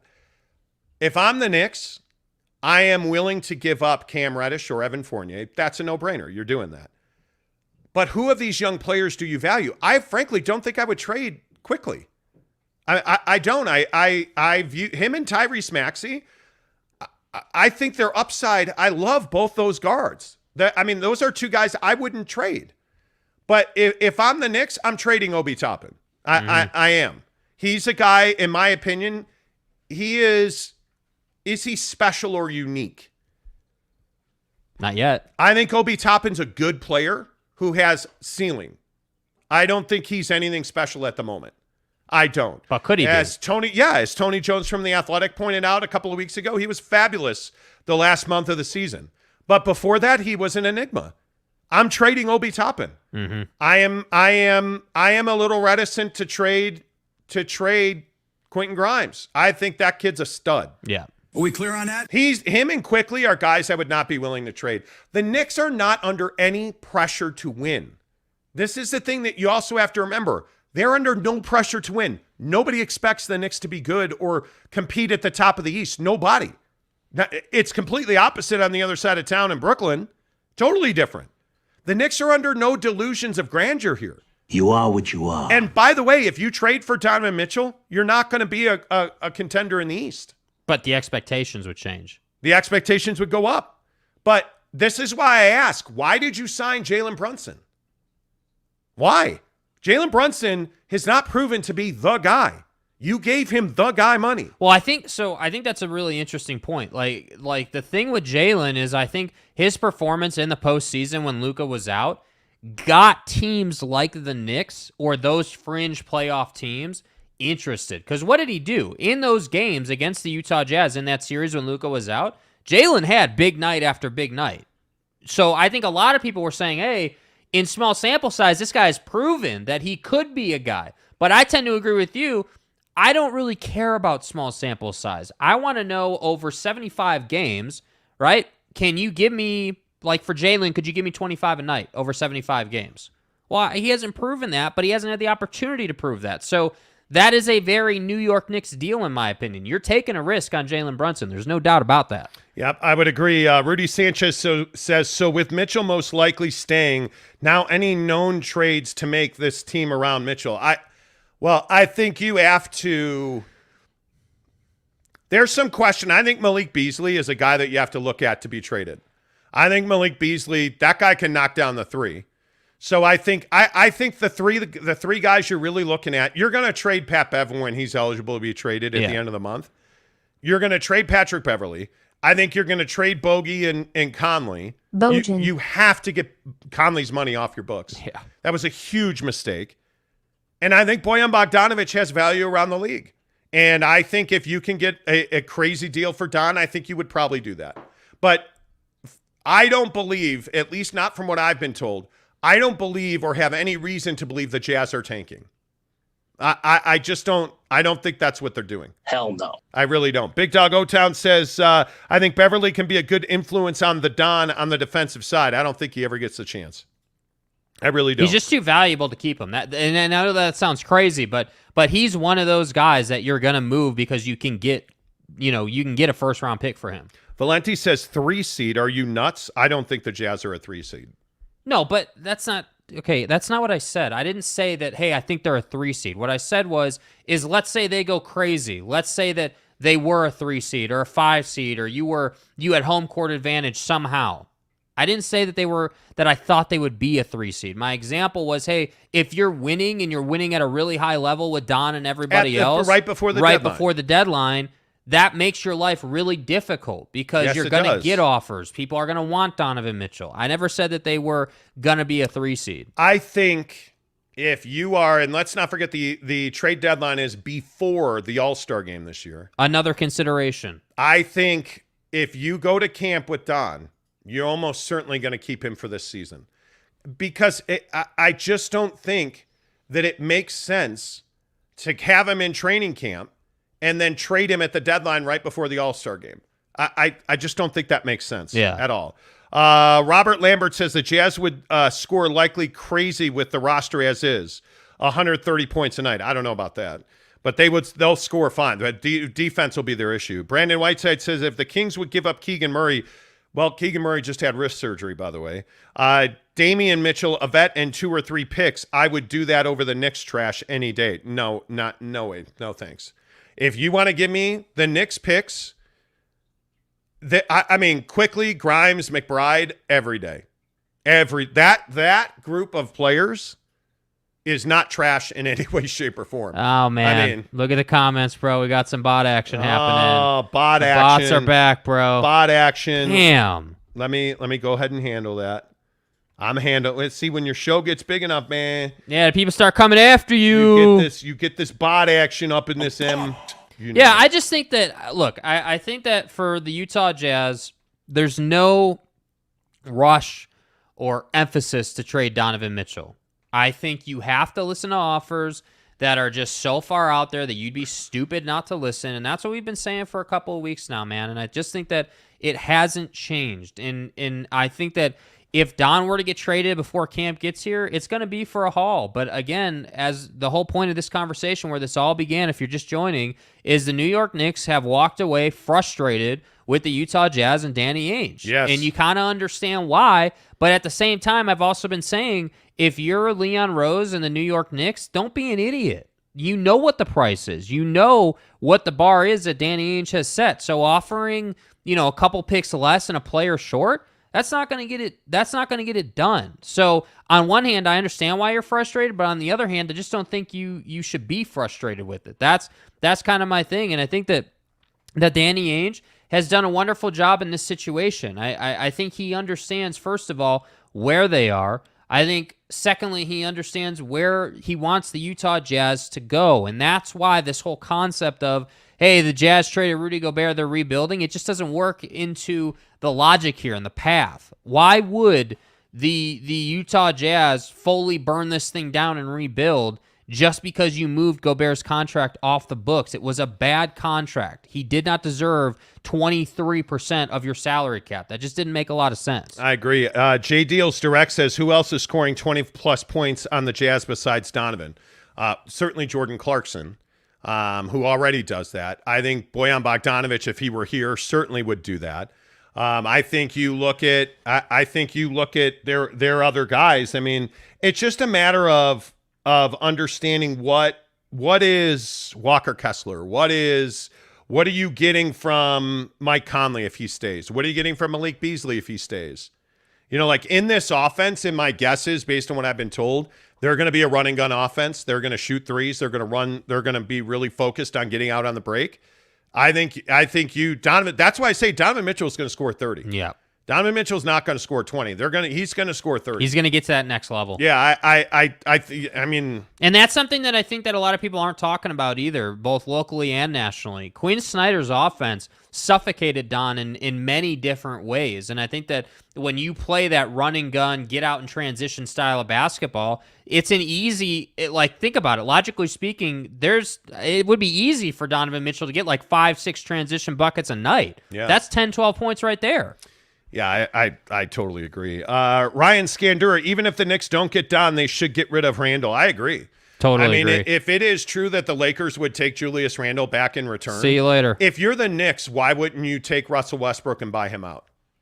If you can get 2 future first-round picks and you move a guy in Julius Randle that's a problem in whatever the package is that it takes to make that work, why would you not do that? Yeah, take it. I think you would do that. Yeah. I do. Lady D422 says the Knicks are not frustrated, nor are they desperate. Nobody said the Knicks were desperate. The Knicks are clearly frustrated. There is no doubt about that. They thought they had a Donovan Mitchell deal done. There was a Monday call a couple of weeks ago where they felt like there was that call was to finish the deal, and it didn't happen. I mean, there is no question in my mind they are frustrated. No doubt about it. Joe Oliver says, as someone new to the NBA on a scale of 1 to 10, are the Jazz in a good or a bad place? Bad being 1, good being 10. I think they're in like a 6. They have to make a directional decision here because the Rudy Gobert trade gave the Jazz all the flexibility they needed. It gave them all the room they needed to make deals. And so the question now is, what deals do you want to make? And what are you hoping to achieve? I think that they would like to add a power forward. There's no question about that. I think they would like not to invest in a big. There is no question about that. I think that's why they were so hot after John Collins, because he's a hybrid player. But I think that they need to add a legitimate scoring, shooting 3-and-D wing player. Yeah. I mean, there's no question that's what this team lacked last year, and they have not addressed that, in my opinion. J Deals Direct says Bogues hasn't averaged 20 points. Clarkson is the... Okay, if you watch the Jazz, you asked who is capable of scoring 20 points. Bojan Bogdanovic is capable of scoring 50 points. Yeah, he dropped 50 on the Nuggets, dude. Yeah, Jordan Clarkson is capable any night of scoring 35, 40 points.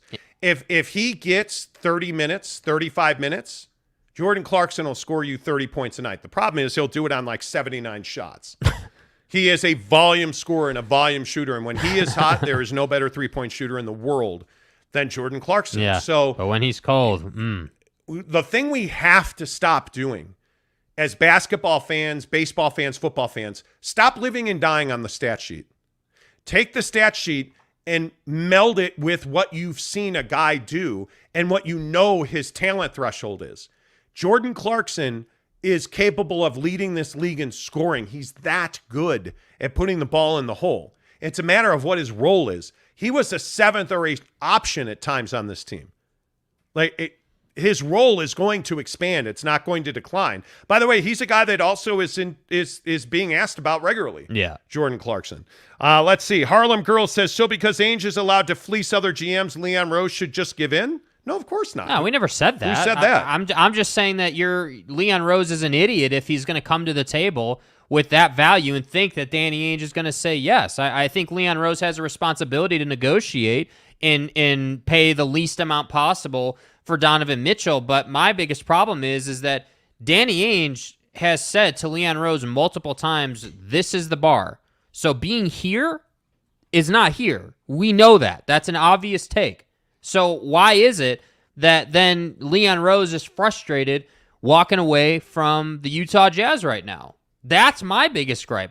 You shouldn't be frustrated if you know Danny's not coming off this bar. You know he's not leaving this level. You're coming in here, yet then you're pissed off walking away.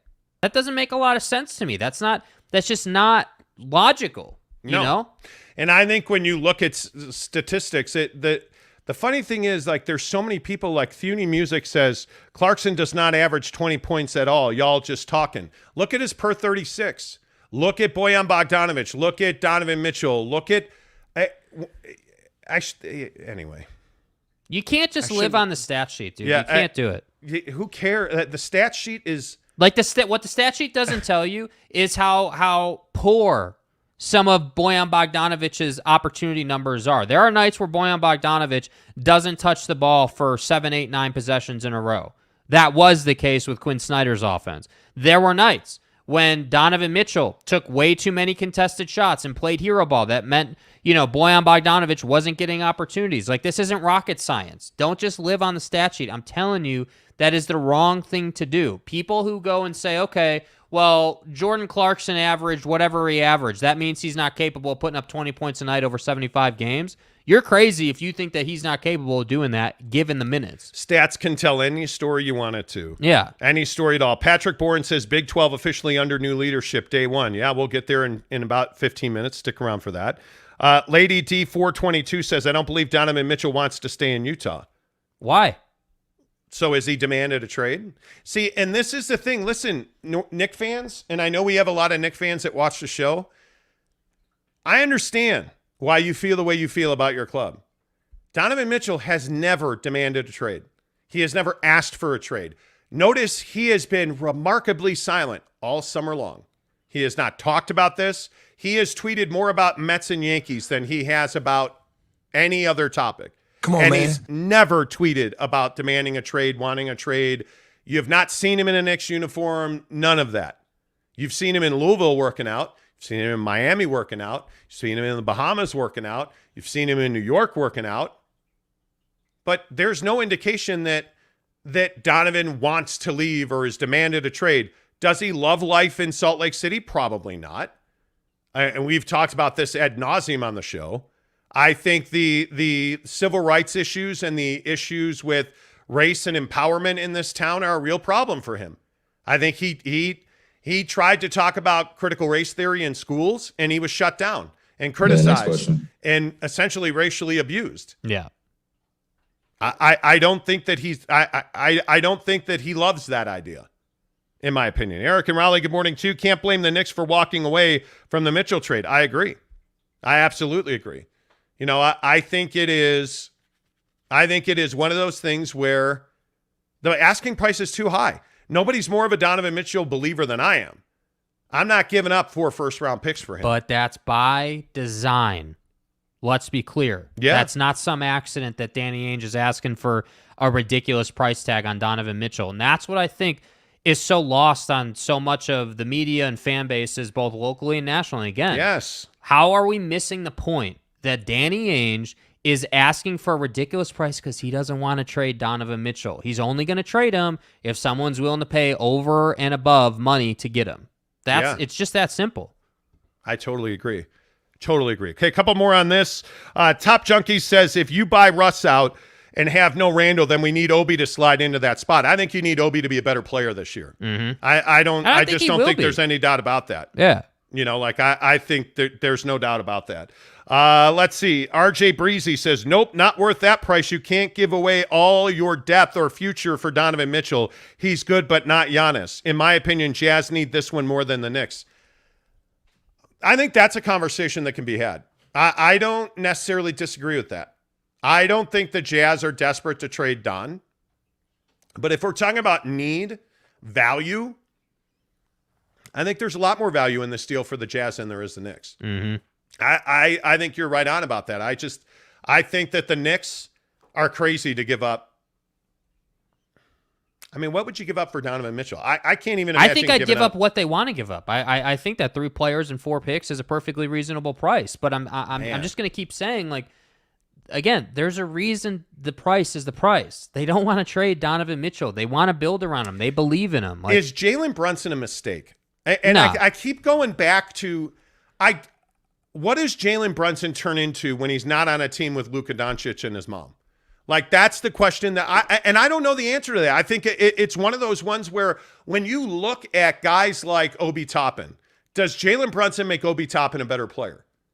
Does Jalen Brunson make RJ Barrett a better player? Yes. Does Jalen Brunson make RJ Barrett a max extension player? yes. I think he does. I think he needs to prove that.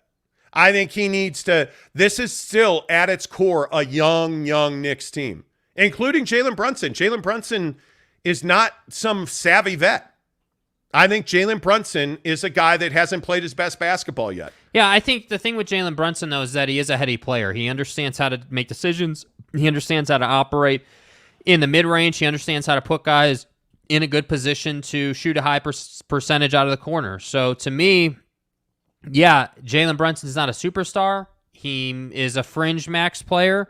I think the Knicks really wanted him, and that's why he got a max. But I think we can't forget the momentum Jalen Brunson had coming off of his postseason performance. That's what you can't forget here is the context with which he was signed. The Knicks were all over him because of what he did against Donovan Mitchell and the Utah Jazz. He dominated Donovan Mitchell at times. He bullied Donovan Mitchell at times. Like, there were great times for Jalen Brunson, but I think you bring up a fair point that, he hasn't proven that he can make everyone around him better. But I just think that when you put Jalen Brunson on a new team in New York City, he's going to be motivated to play well, and I think he will. Yeah, and we'll see. I mean, they have an interesting – don't forget they signed Hartenstein as well. Obviously the Mitchell Robinson deal was well talked about. Hartenstein and Obi Toppin, like, where does Obi Toppin slide into this team? I mean, is he a 4 or 5 guy? Is he a 4 or 5 hybrid? I mean, it would be ideal if he was making the – it'd be ideal if he was making the 3 more consistently. Yeah. Then you can play him outside the paint. Like, it'll be interesting because Hartenstein and Mitchell Robinson, I think, are more paint players. Obi Toppin has shown that he has some versatility. All of this to say, Jalen Brunson's making $28 million this coming year. Now, he's 25 years old. He's young. He's got a lot of room to improve. I mean, a year from now, you're going to be talking about a guy in RJ Barrett is probably making $30 to $35 million a year. We'll see. That's a lot of bread, dude. Belief drives paychecks, right? So the Knicks believe that Jalen Brunson can be the guy. Yeah. Right? H Money 821 says Knicks hold the cards for a trade. Okay. Well, it won't be with the Jazz. See, and that's the other thing. I think a lot of people want to have this discussion about who needs to trade more and who holds the cards. There's no disputing this. Danny Ainge holds the cards. He set the price by doing the Gobert trade with Minnesota. He has Donovan Mitchell, right? Remember, what have we been saying?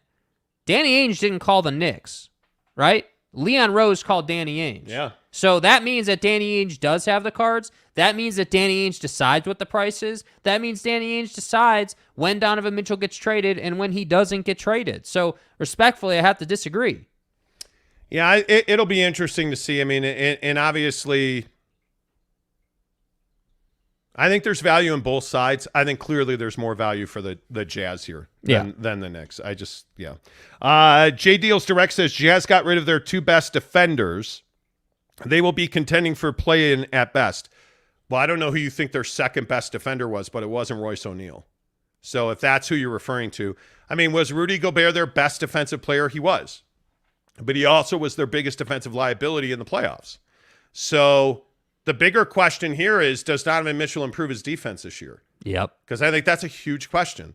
At Vanderbilt, Beasley, yeah, I mean, you got more athletic. I mean, the Utah Jazz a year ago were just an incredibly unathletic club.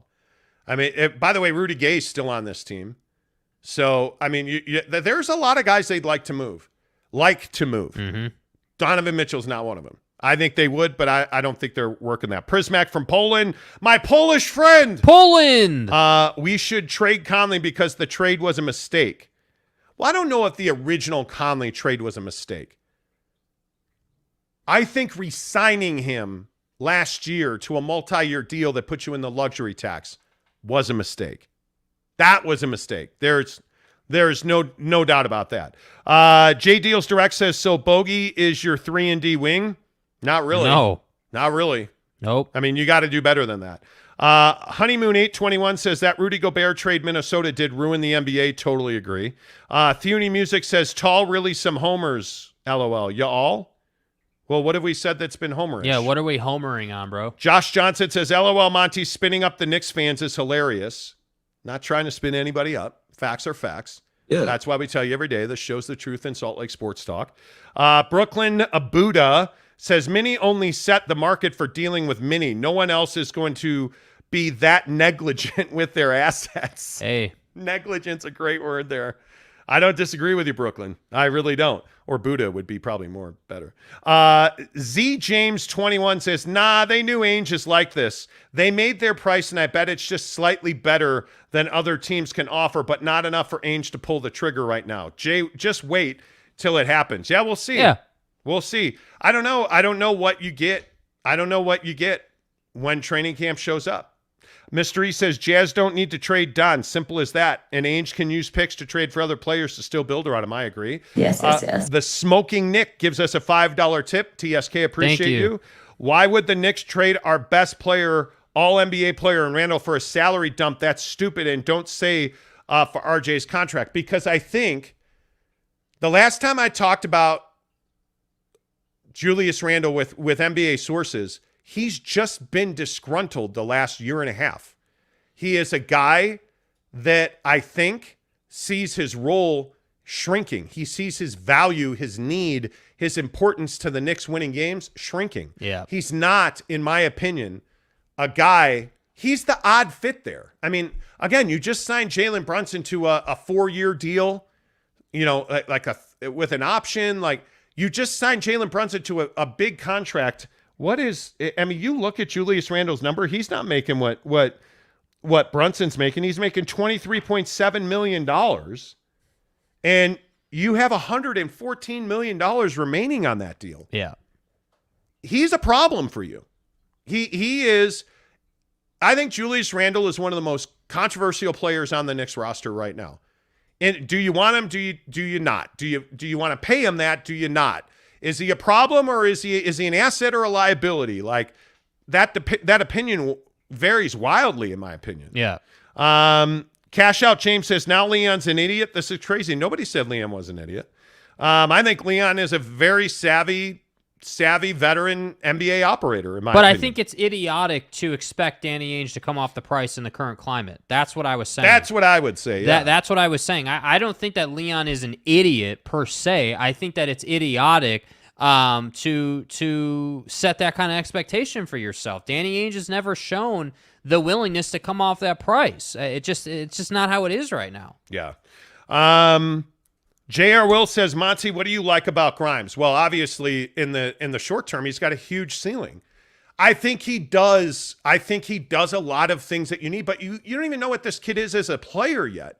But you look at him on his tape, and all I've consistently seen is his tape.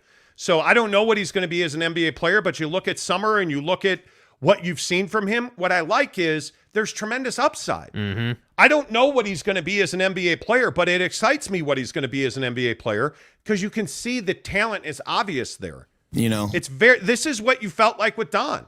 I remember watching Donovan Mitchell his rookie year in preseason at Phoenix, and he was just very good. And I see the same thing, and I have the same feeling about Grimes. Does it play out? I don't know. It's the Knicks. We'll see. I'm not a Tibbs guy. I'm not. I just don't believe in him as a developmental coach.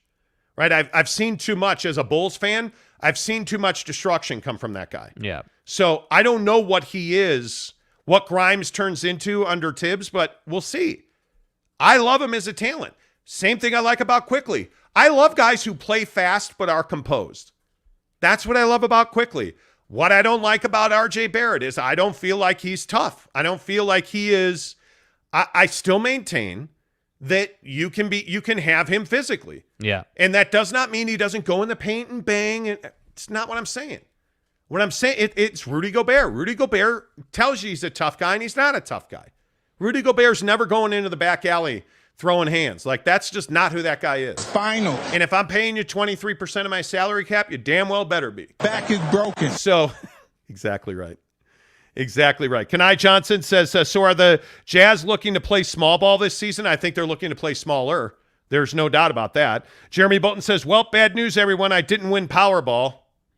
Yeah. One ticket in Illinois. Neat. What a jerk. Eric and Raleigh, Quinn Snyder allowed toxicity to set in the Jazz locker room. The change will allow some of the underused players to finally grow. Yeah? I think that's very true. Strange Clouds, good morning to you. Can you play the Stephen A. Smith quote, he's an assassin? He's an assassin. He's paying us $2 for that. Appreciate you. He's an assassin. James Cott says Knicks were tampering. Good luck proving that. Yeah, we'll see. J Deals Direct says 90% of NBA players are capable, LOL. Bottom line is output every game. Yeah. And the true superstars put out every single But that's night. what I'm saying about like Jalen Brunson or better yet, like Jordan Clarkson or Bojan Bogdanovic. You give those guys proper touches in 35 minutes a night, yeah, they're probably going to put up some numbers. That's the issue. Like, that's why the stat sheet doesn't reflect what they're capable of. Yep. Top Junkie says dump Randall in his bloated contract. This opens up huge cap space, especially moving into 2024 free agency. Totally agree with that. Totally agree with that. You guys are amazing. I see all the comments. Thank you so much. Let's see. Whoa, comment dump. Deck Collector says, just found you guys a week ago with Big 12 expansion. You are now my morning commute. DJ and PK better watch out. Oh, appreciate you, Deck Collector. Love you, bro. Thank Appreciate you. that, man. Speaking of which, the biggest stories in sports this morning. Welcome to the show. If you're just tuning in, Deshaun Watson is the biggest story of the day. He's been suspended 6 games by the National Football League and the NFLPA arbitrator. They had an independent arbitrator review the case, as is the terms of the collective bargaining agreement. She is a former federal judge, and she ruled this morning that Deshaun Watson violated the player conduct policy in the NFL, and she ruled that he should miss the first 6 games of the year for the Cleveland Browns. Those first 6 games are at Carolina, home for the Jets, Thursday Night Football on Amazon Prime versus the Steelers, at the Falcons, home for the Chargers, home for the Patriots. Deshaun Watson today would be eligible to play Week 7 at the Ravens. But the other side of this coin is that the NFL is likely to appeal this suspension. Yeah. And if they appeal, Roger Goodell, the commissioner of the NFL, will have the final say on the length of his suspension.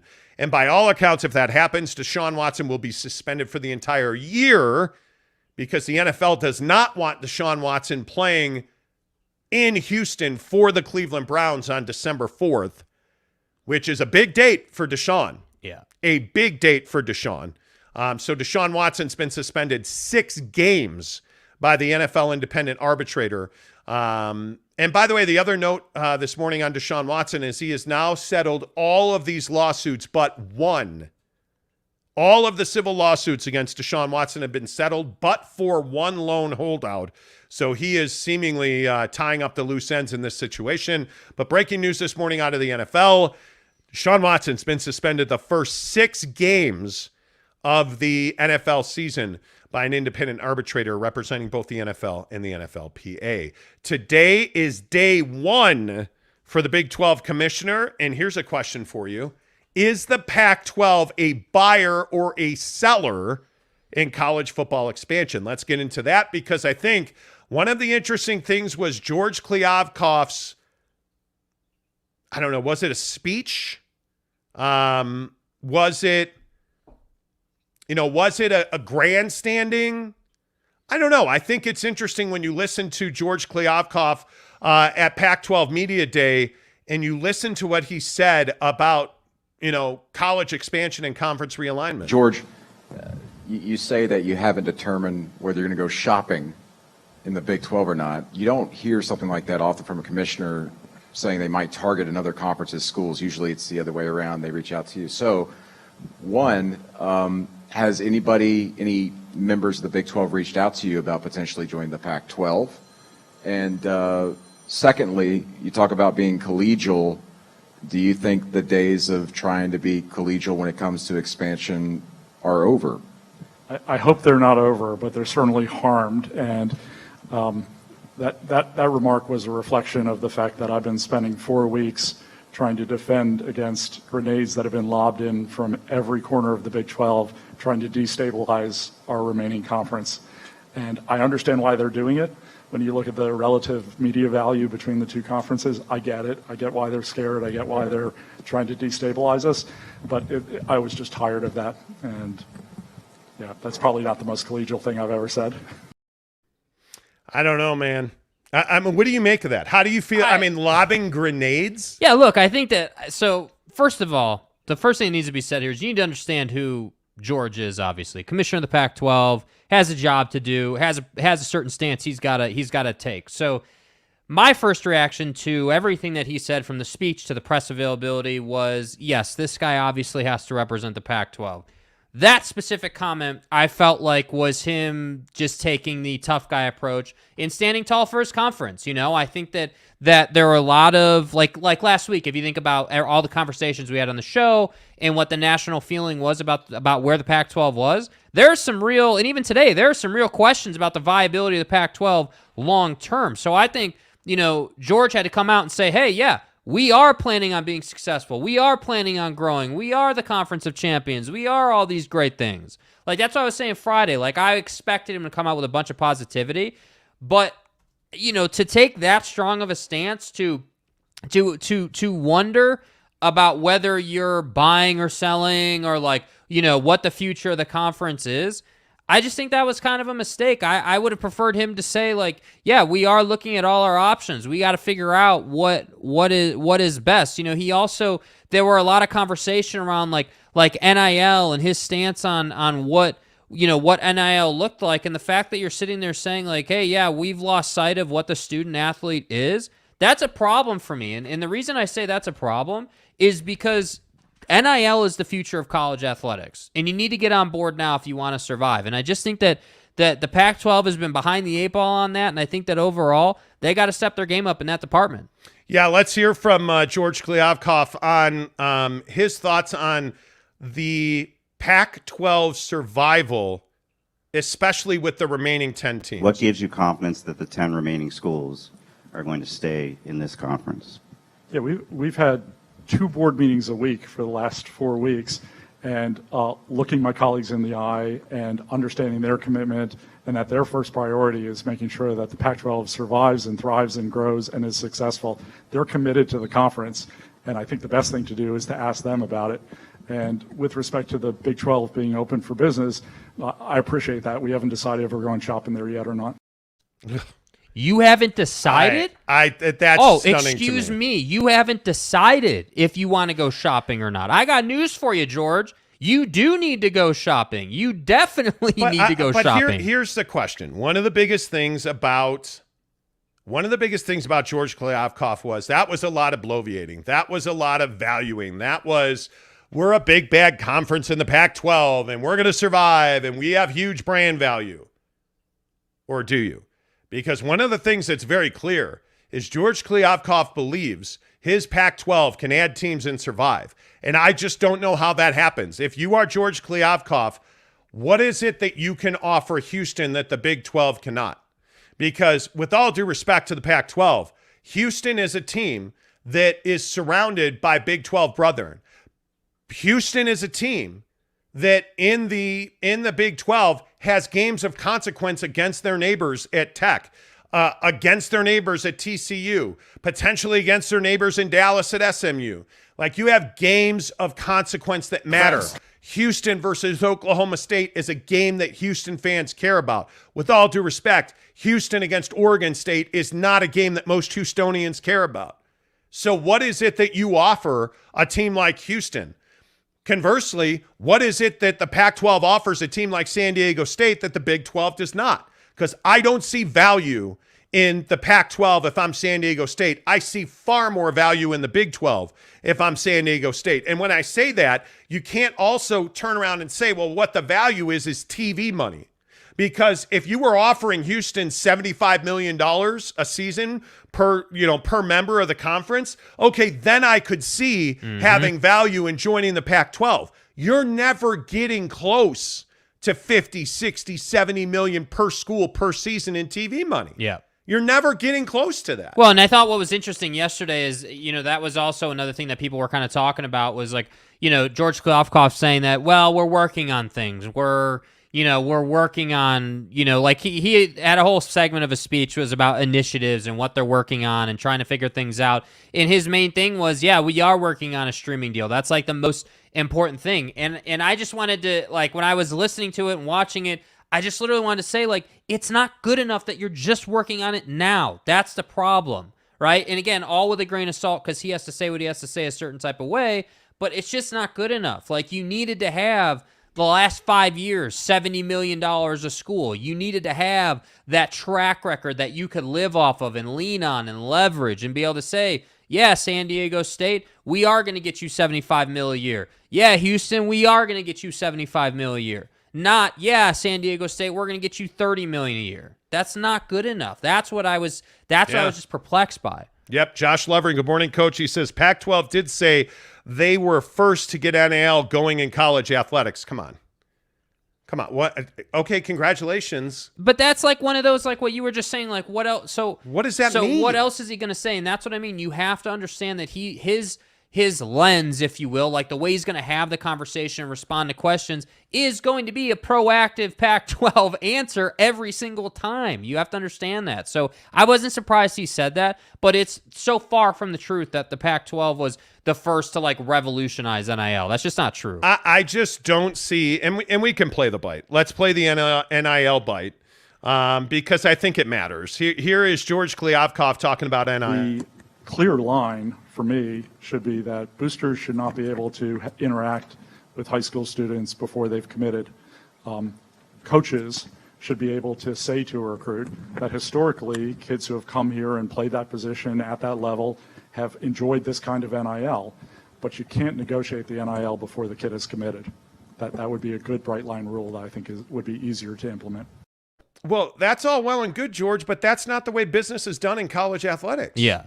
Right. And I think one of the things that the Pac-12 has to stop doing is being virtualistic. Oh, man, like we're virtuous. It's a great point. We care about the rules. And wow, look at Cal and their beautiful hippies on campus. It's like they're on a pedestal almost. Nobody cares. Yeah. Nobody cares.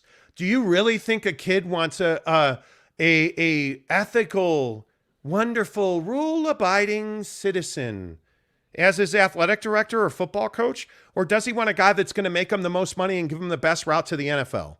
Yeah. That's what kids want.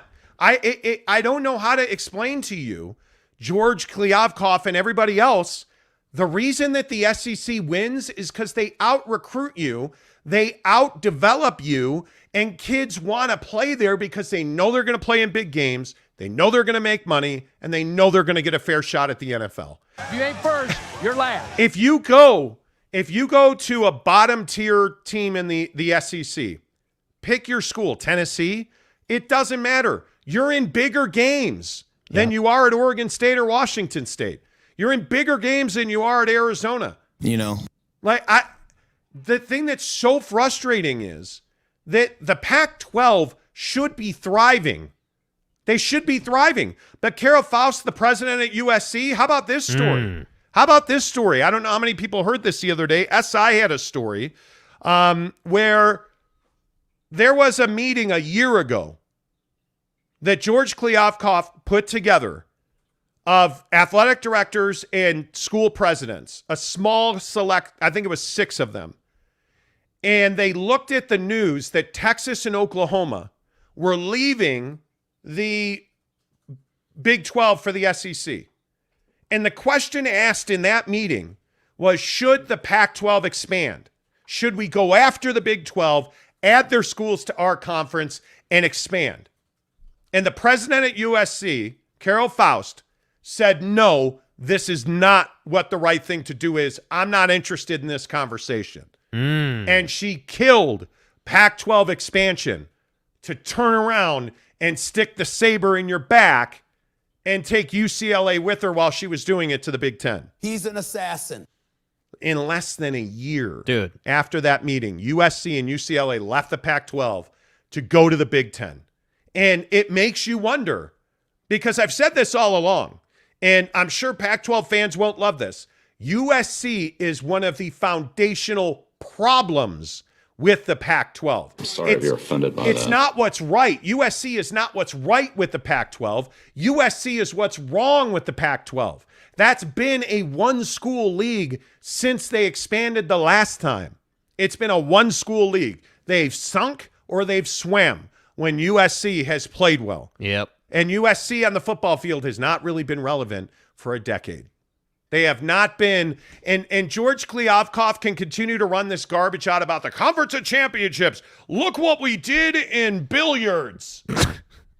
Come on, guy. Look what we did in tandem underwater dance. You're casual. Nobody cares that your culinary championships and stuff. Did you win at football? Oh, you didn't? Okay, you're irrelevant. Never. I mean, that is by it's far. It's just the world we live in, bro. It is. Like on Friday, I said I would expect him to come to this press availability with a plan, a plan of attack to get after this press conference. I didn't expect George to go into some soliloquy about how badminton was making them money, dude. I didn't expect tennis to get brought up or any of these sports, with all due respect, because I know the student athlete in those sports works their ass off just the way a D1 football player does. But the world we live in, the facts of the case are football's number one, basketball's number two, and the Pac-12 is piss poor at both. That's the facts of the case. And so when you roll up to press, you're like, hey, this is some great thing, and it's not. That makes you look, frankly, not great. Yep, totally agree. All right, let's get some of your comments in here as we talk about Big 12, Pac-12 expansion. Don't forget, Brett Yorkman's first day on the job in the Big 12 is today. The new commissioner is in place. So a lot of people expecting activity. I would think in the next 7 to 10 days, they know what they're doing. Yeah. They already have their plan. Ruff's official says if Baylor or TCU leaves the Big 12, they're in the same position as the Pac-12. Absolutely right. You cannot, and that's why I say I think with Yorkman in place, you have to be super aggressive. Mm-hmm. I'm going to get, in my opinion, SMU and San Diego State, and I'm getting a triumvirate of schools from the Pac-12. I'm doing everything I can do to get Washington, Oregon, and Utah. Those are the first three that I would try to lock down. I want it. I would absolutely, positively go and get San Diego State, go and get SMU, do what you can do to build this conference and put the death knell down on the Pac-12. Is this the dagger? You have to bury the Pac-12 because I'm telling you now, they don't have one foot in the grave in the Pac-12, or excuse me, now the Pac-10. They don't have one foot in the grave. No, bro, they're laying in their coffin, which is already at the bottom of a 6-foot hole, and there's a bunch of people kicking dirt on that bad boy. And as you can see, there's not much hope for you left. Need to bring in a front loader, and you just need to pile the dirt on that coffin and make sure nobody getting out of that hole. If you're the Big 12, that's your path to survival, because not even Baylor or TCU, the big prize in the Pac-12 is Oklahoma State, because there's a lot of people who think the SEC is lobbying hard to bring Stillwater to the SEC. And if that happens, the Big 12 is dead. Absolutely dead. Brett Robbins, why do we keep saying the Pac-12? It's obviously the Pac-10. I would agree with that. Jay Boogie, I forgot to read your comment for $20. Appreciate you very much. Thank you. Says Jay Boogie, the closer for KFTV. I'm a subscriber to your channel, and as a Knick fan, you forgot the NIC? You might want to put a K on there. I highly appreciate your work that you provide each and every day. Straight on point. Salute, salute, salute. Appreciate it, man. That. Thank you. Appreciate that. Let's see. King Carl says, happy Brett Yorkman Day. Exactly right. Josh Levern says, any non-P5 school joining the Pac-12 will get equal payouts as UW or Oregon, among other members. That's an issue. That's a huge issue. Yep. That is a huge issue. So I don't know what you do with that. Bob Holsey says, Ruff's official, not even close. No Big 12 defections will be more than an irritant. I completely disagree. I totally disagree. If you lose, I think Baylor's a big one, because Baylor showed last year they're back in football. Yeah. Obviously, they've proven the last 3 years they're back in basketball. I mean, that's a big.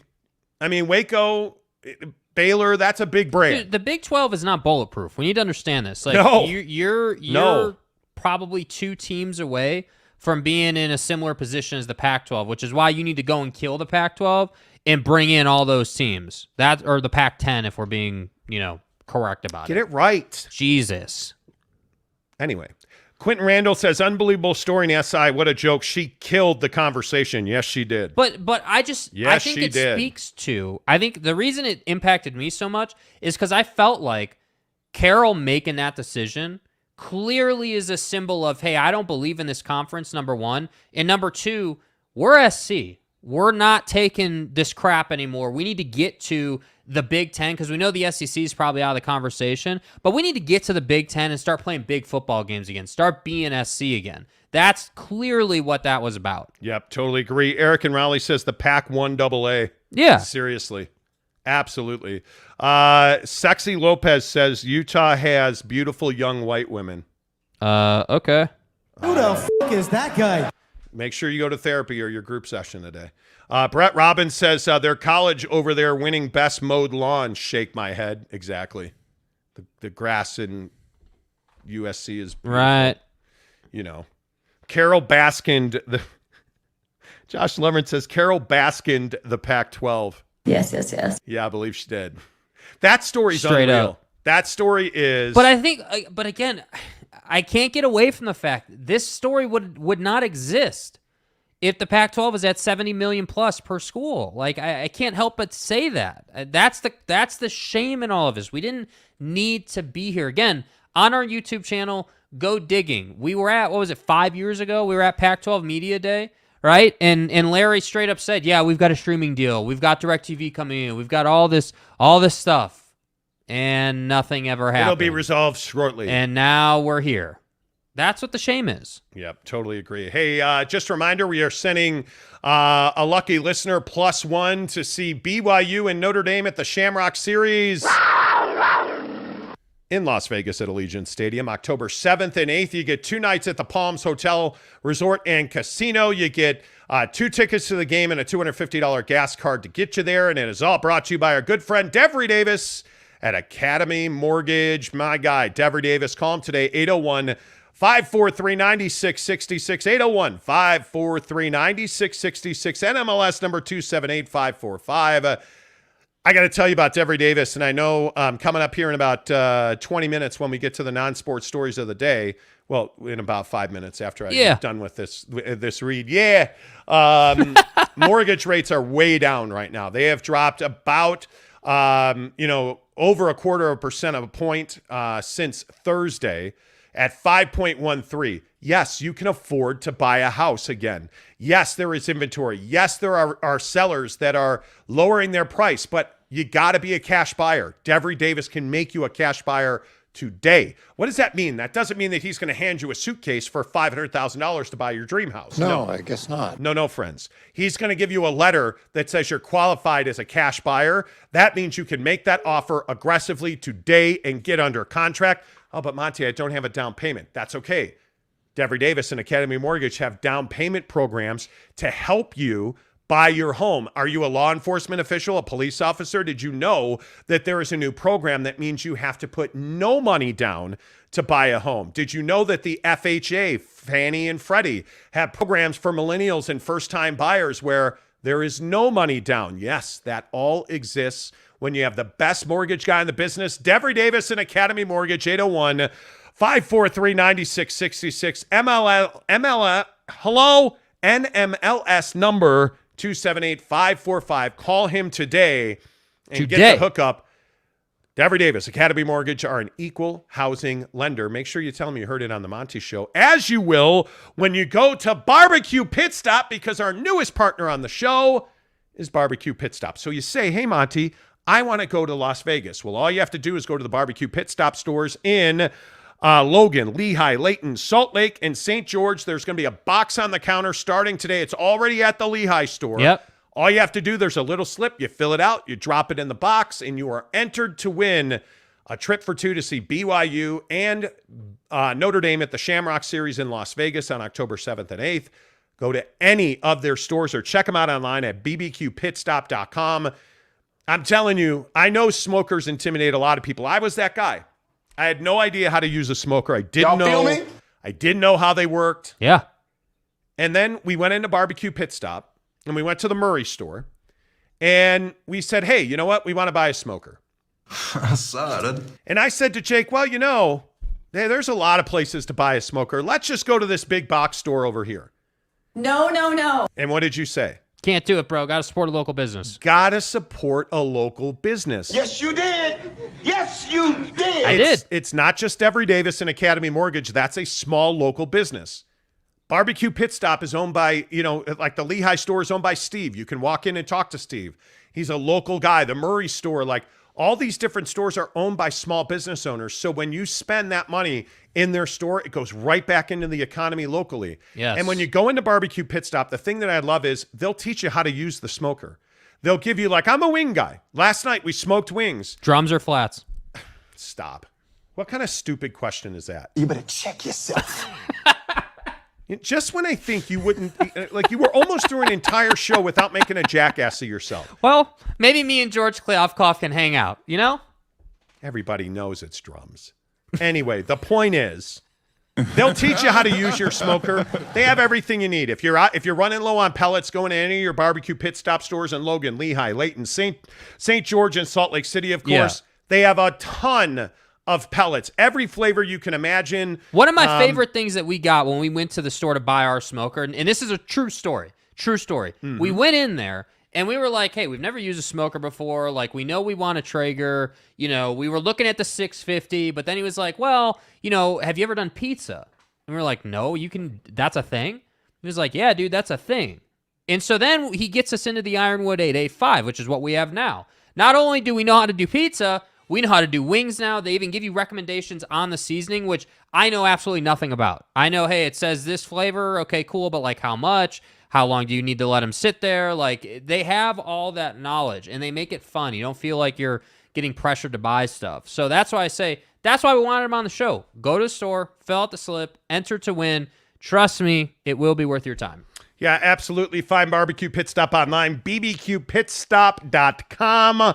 Or going to any of their stores in Logan, Layton, Lehigh, Salt Lake City, and St. George. All right, it is indeed the time of the show where we bring you the non-sports stories of the day. And as we were talking about when we mentioned Devery Davis, the average mortgage rate is at 5.13% on a 30-year fixed mortgage. That's down from 5.54% just last week. So you're a guy that's thirsty to buy a house. Yeah. Does that move you at all? Does that excite you? Well, yeah, I mean, it always excites me when the rate goes down, absolutely. I think the trouble is that I still feel like the rate is high. It's not like the rate is at 3%, or 3.5%, and that's my trouble with it. And a lot of people say, oh, well, buy now because the market's just going to go up. And while, yes, that generally speaking is true, I also think it's not worth putting yourself in a bad position to force getting a mortgage. But again, and this isn't just because Devery works with us and advertises on the show, but that's why I have a relationship with Devery, because there are times like this past weekend, I was driving around a neighborhood and I saw, hey, this townhouse that I actually had been following, the price dropped a little bit, and I was like, hey, what would this look like? What would my rate look like? What is that? And I can get the numbers, so I at least have a realistic understanding of what something will cost. And I think that may be the absolute best thing about having someone like Devery, so you can at least know, maybe you're not pulling the trigger tomorrow, but if you can know, hey, this is what it's going to cost me, now you can start the game plan. But does 5.1% on 30-year mortgage, does that move you? No, does that excite you? It doesn't. Not even a little bit, because I think that you're paying more than you need to be paying. That's the trouble. And then you start getting in the conversation,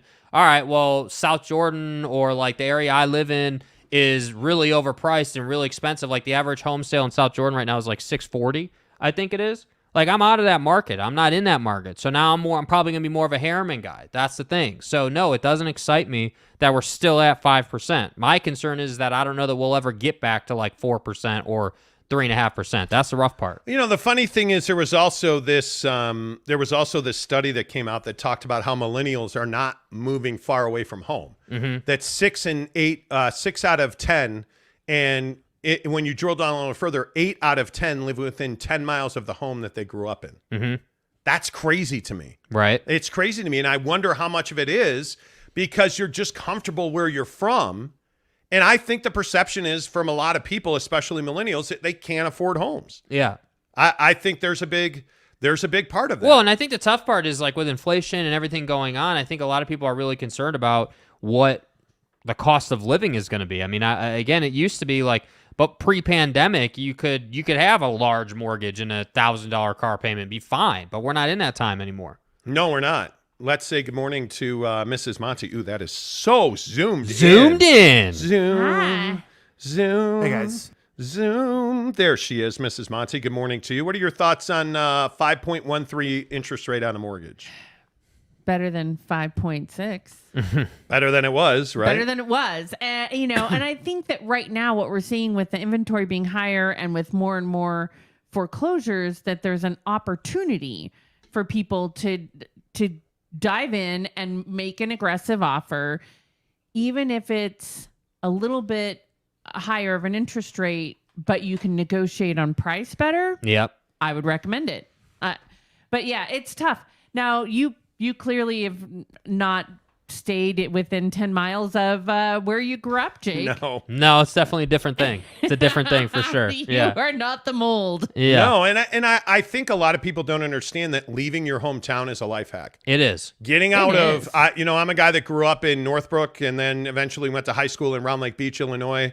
I was out 3 years after high school was over, essentially. I was out of my house when I was 17 and a half. Like, I was in a hurry not to live at home. And I think one of the things that is so fascinating is that you have people who, and I'm not telling you to get out as soon as you can, but I think you have people who are happy to live at home as long as they can. Mm-hmm. And I'm telling you, you need to jump off the bridge. You need to get out. You need to get in deep water. You need to get yourself in trouble. You need to make bad decisions.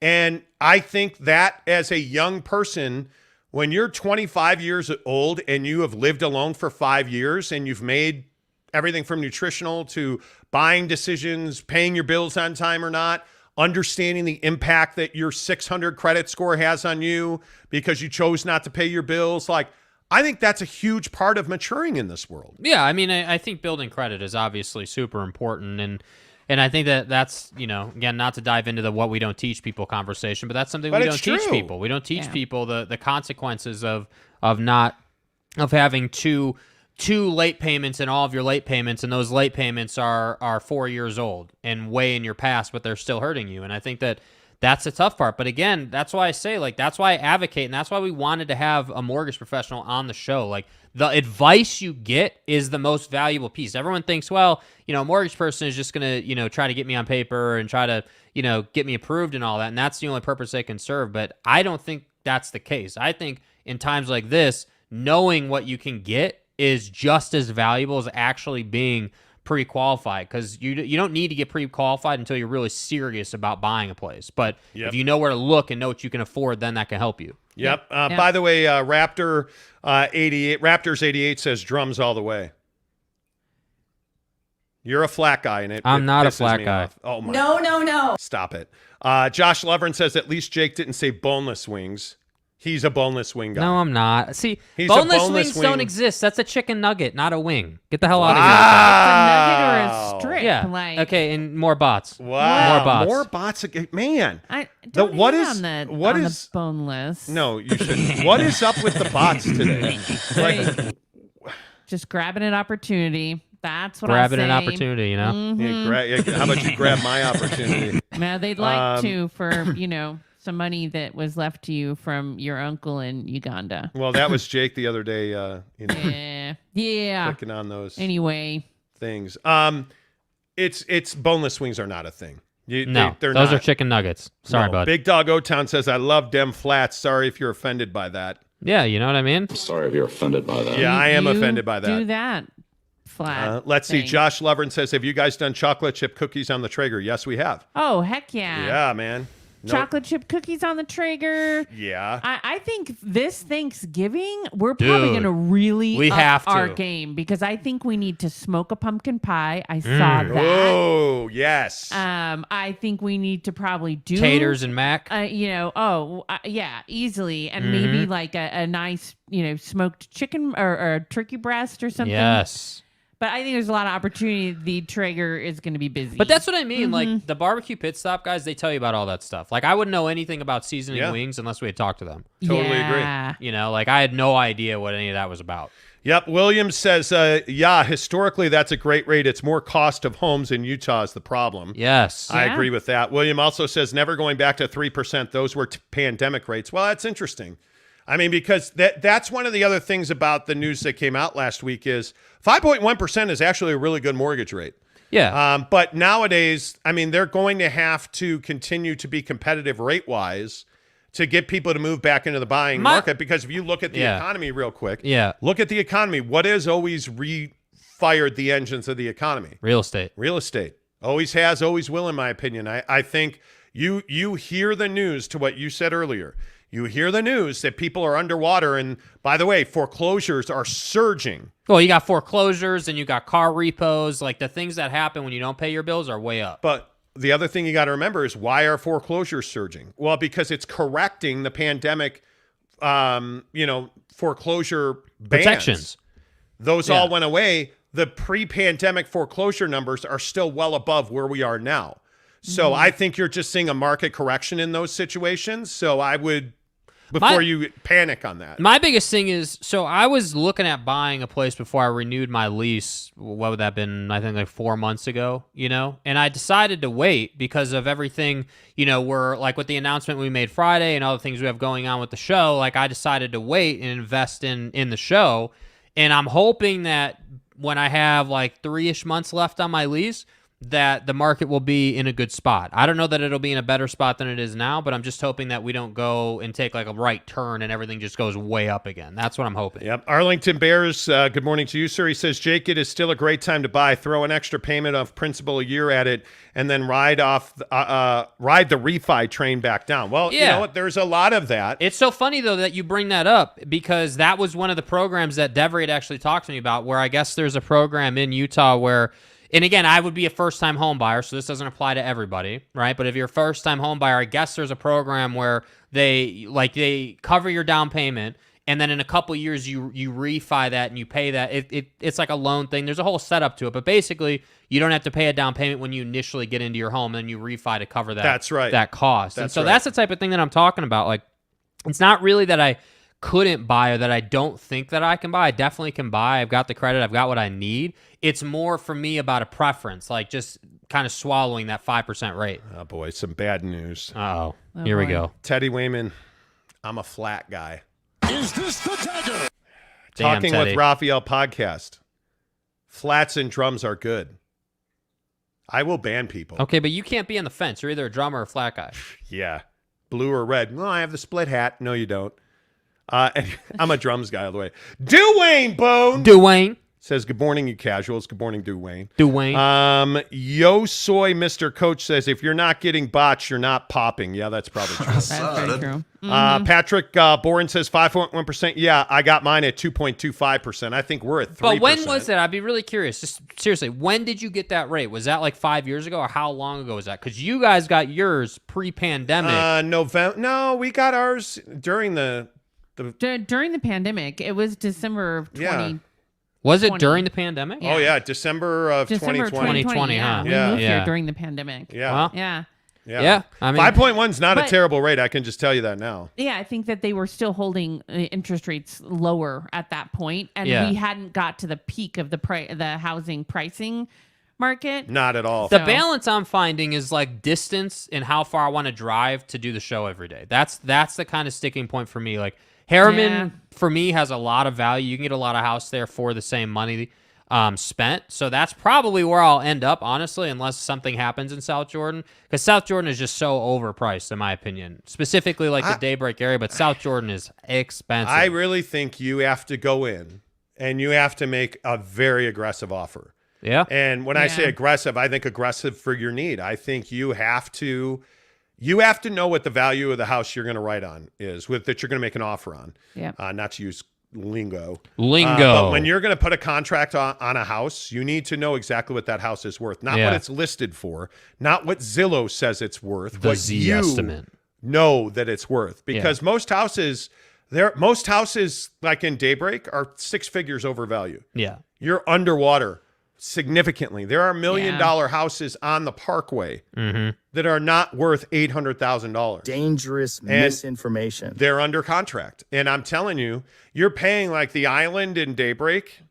The Island in Daybreak, you're paying $500,000 for a townhouse that's 1,600 square feet. And the funny thing doesn't have a basement. The funny thing is on the other side of Daybreak, like the far side of Daybreak that's being developed, you can see where the equity opportunity is. Like you were to buy there, in my opinion, anytime in the next year, like in my timeline, I think there's a big equity play there because they're going to build an island there. They're going to there's going to be a lot happening there. So that's one area that I've been looking at too. But it will just depend. But I probably got like 6 months to figure it out.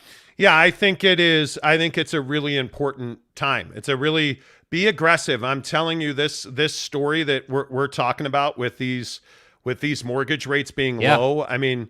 I would agree that we're probably never going to see 3-point mortgage rates again. We should hope never to see 3-point mortgage rates again. Yeah. Mm-hmm. I think there's still some bottom to fall out of the mortgage rate game. I think we could be in the high fours. The mid to high fours. I just really hate 5. That's what I struggle with. Yeah. I mean, if we ever get to 4 3/4, I just don't know how you're not. Yeah. Well, at that point, then I'd have to be like, all right, I have to do something while this is the rate. I mean, I don't think we're given. I agree. We're never going to see the 3s again, in my opinion, or not for a really long time. And I think that you just have to be ready. But if we do, something terrible happened. True. Because that's true. That's you fair. need a big, like market slowdown, economy crash, the Great Depression. Yeah. Hopefully we never go through that again. Yeah. Why are you owing? Let's not go for a Great Depression. No. But you know what I mean? And with midterms coming here and with, a presidential election cycle showing up, where we're probably going to have another new president. I mean, there's a lot of things hanging in the balance. There really is. So and that's why I say, and again, not because he's on the show, but because he's my mortgage guy, I'm telling you, if you're not being aggressive with your mortgages, and if you are not putting yourself in a position of good, strong credit, and I don't mean 800, if you are not putting yourself at 700 or higher, if you are not prioritizing that right now, because for every one unemployed person in this country, there's 3 jobs open. Yeah. Yep. You should be working. You should be well paid. You should be paying your credit cards down. You should not be making terrible decisions. You've got to make better financial decisions. Don't buy yourself into a $700 car payment. Yeah. Don't buy yourself a 5,000 square house for you and your wife. Well, and I think people need to know how to leverage their credit cards too. I think that's one of the people my age. I feel like a lot of people my age have no idea how to use their credit cards to build their credit, and that's the tough part. Like I think when we talk about that study that you had mentioned about millennials not moving away from their parents or their hometown or like the life situation that they find themselves in, I think it's because they just don't know how to use credit. They don't know how to be resourceful. Like you should be paying your rent if you can with a credit card and then paying the credit card. You should be paying for your literally everything. Immediately. Don't leave it there. No, you don't want to be putting interest on those cards. Yeah. There's a way to take advantage of it. Yeah. Although, I understand that with smaller local businesses, you want to be careful on how much you're using your credit card for small purchases because they pay a lot of money. Mm-hmm. They have to pay a percentage of that to the credit card company. So I get that. But when you have a corporate landlord, if you can pay on your credit card and then pay your credit card off, get the points. Yeah. Get a good points card and build your credit that way. Yeah, I think you have to. Yep. Bala, Pudge New York says they don't tell you on purpose the whole purpose of debt. Yeah. That's another conversation. Yeah, they're making money on you. Yeah. Bala says credit card rewards have paid for my last 2 vacations, never paid a cent of interest on them. And that's what Why I'm would saying. you? That's what I'm You saying. can Why play would that you? game. Yeah. That game is there for you to play. But that to me is the game when you're building credit, especially in your 20s. Like that's one of the things that has allowed me to get to. I haven't reached like 800 yet, but mid 7s. That's part of what's allowed me to get there is just using the revolving debt you have to pay for life. Yeah. Justin Swap, good morning to you. He says, would love to see you guys use YouTube chapters so I can skip the football and get to the Jazz. Well, I would also tell you that, yeah, we can do that. I mean, I mean, if it means that much to you, Justin, happy to do that. Big Dog O-Town says, my credit score is above 800, but at 60 years old, still a bit risky with no help. Yeah, I mean, and your life situation plays a big part of that. What's a bit risk? What is that? What's a bit well, risky? when you're single and you're 60 years old, I mean, you're viewed as a credit risk. I mean, you are, that's just, I mean, women that are single and have high income are viewed as a higher credit risk. I mean, it just, which is fascinating to me that's how it's viewed. And I'm not telling you, but I'm not, but I mean, that may be true. Yeah. That may be true. That doesn't make it right. Yeah. But that's the truth of it, right? I think it's really interesting. I think in the next decade, we're going to see a lot of changes with our economy because of the internet, because of information sharing and the fact that we can see so much. I had no idea when I bought my first house, and I thought that, I'm trying to remember, we had maybe a 4.75 or something. And then later on, I found out that interest rates used to be in the 20s or 30s. Yeah. Now, housing prices were lower, but the interest rates were far higher than they are now. I think that the more that we share information, the more that we understand what corporations are doing, and the more that we understand how our economy works, I think we will see less recessions, and we will see less issues with like our stock market dipping. I think that people are getting wise to how it's all working. And if you do things right, you can save your money, and you can also play the game in order to take advantage of things like credit cards and build your credit score, because that's all it is. Yep, totally agree. Eric in Raleigh says $5,000 a month is above middle class, and depending on the area you live in, it easily could be rich. Well, I mean, there's truth in that. Top Junkie says mortgage rates up 1% to 2% will be dwarfed by housing prices plummeting 10 to 20%. Wait until the housing bottoms out and then buy a house. That's what I'm saying, man. It's funny you bring that up because there is a lot more inventory, and we are now getting into percentages where it's record-breaking percentages of price reductions. Yes. And here in Utah, I can tell you straight away, days on market are up, prices are down. And you look at the hot markets around the country, Boise, Idaho is one of the hottest markets in the country. And now it's also one of the biggest bottom out markets in the country. Price reductions in Boise are huge. Yeah. Because you just can't sustain that when interest rates are going up, contract offers are going down, historical low contracts in the month of June. Yep. July numbers I don't anticipate will be better. Yeah. But you're starting to see, I should say, around where we live, within 10 miles, we track the listings. A lot of houses now under contract. And what you're seeing is the contract will execute and the deal will close. And that house was listed at, $1 million and it sold for $700,000, which is why I keep telling people, hey, if that's a house you want and you value it at $500,000, offer $500,000 on it. And be surprised at what they come back with, because there's a lot of people right now with the foreclosure stuff coming back online. There's a lot of people who are listing their homes to avoid foreclosure. Yeah. So they can't afford to wait for the perfect contract. They've got to take what comes their way. So I'd tell you to be aggressive with that.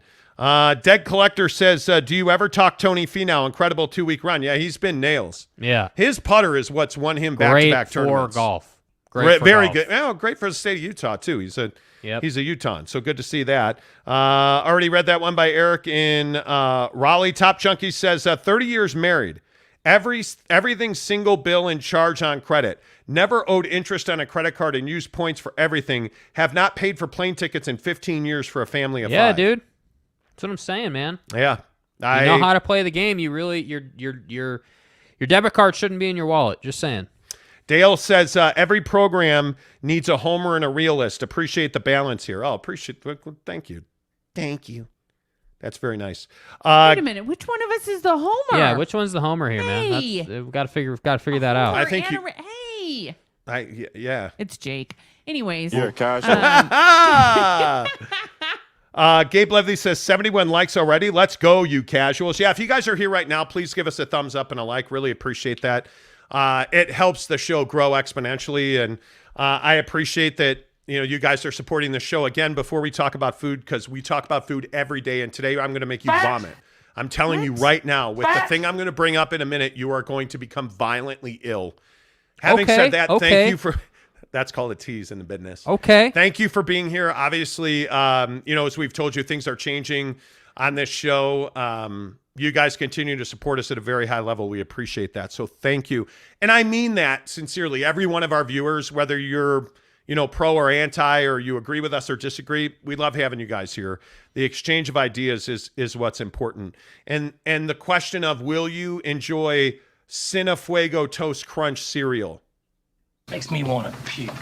So you know that there are foolish people in this world. Oh, what a loser! They're like, oh, those smoking hot Cheetos? I mean, I'm going to take them, rectally. They're that good. It's an antibody cocktail. It's No, I am not getting smoke. Aren't they called smoking hot or whatever they're called? Flaming hot. Flaming Get hot. the nomenclature right. What an idiot! Oh, my tongue is magic. Jesus. That's what she said. Wow. I'm telling you now, flaming hot seasoning does not belong in Cinnamon Toast Crunch. Makes me want to puke. You are ruining one of the great sugar cereals the world has ever seen. Where are we at in society today? That we have to continually pump super hot, spicy stuff down our gullies and into our intestinal beings. Who does that? Is anybody in this room excited about Cinefuego Toast Crunch? No, that sounds disgusting. But you're the one who likes hot food. I like hot food, but not hot cereal. Yeah, hot sauce on everything. Yeah, I'll take Thai curry peanut toast crunch I'm a cereal. cold eating motherfucker. No. Yeah, you would. No. No. I'll take Sriracha Cinnamon Toast Crunch for the win, please. My favorite food is chicken tendies and fries. I'll take those Sriracha hot chicken tendies and fries, fat ass. No. Hot cereal. See, then you made you pour milk on that. I'm sorry, you pour what? Milk. Milk? Milk. Milk? Milk? Milk? Milk.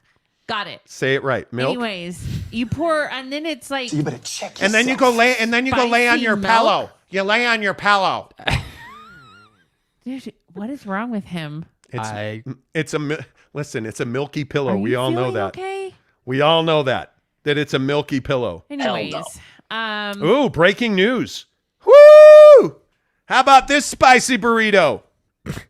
Chris Haynes, Yahoo Sports NBA insider. The NBA has begun an investigation into the New York Knicks for tampering with Jalen Brunson. wow. Is this the dagger? We'll keep you updated on that Wow. story. Shame, Jimmy Dolan. Yeah, nice job there, Jimmy. Anyway, we were talking about spicy pillows and milk. Right. No, we weren't. Mrs. Monty, your favorite cereal is what? Boy. Full sugar, terrible for your kidneys. What are you eating? I don't have one of those. I like Cinnamon Life. Hell Cinnamon no. Sugar Life is delicious. If I'm going to eat a bad for me cereal, it is going to be that. Cinnamon Life is good. It is good. Jake, what is your go-to sugar cereal? Fruity Pebbles all day. Fruity Really? Pebbles. No, oh, yeah, I love man. Fruity Pebbles, man. You're telling me? Okay, now, there's a couple of classes of sugar cereals. The ones that are hard on your mouth, which is to Peanut say butter Captain Crunch. Peanut butter Captain Crunch. Or regular Captain Crunch. And Reese's Peanut Butter Cup Captain Crunch. Yeah. So just Captain Crunch in general. Captain Crunch in general. It's gonna tear up the inside of your mouth. It does. Bro. But it is good. But if there's one cereal, I am probably going Lucky Charms. I love Lucky Charms. But I will also say, because it's terrible for you, don't believe the advertising lies. Right. The Honey Nut Cheerios. Dude. Box, gallon of milk. And give me some almond milk. I am not a cow milk drinker. That's out of the window.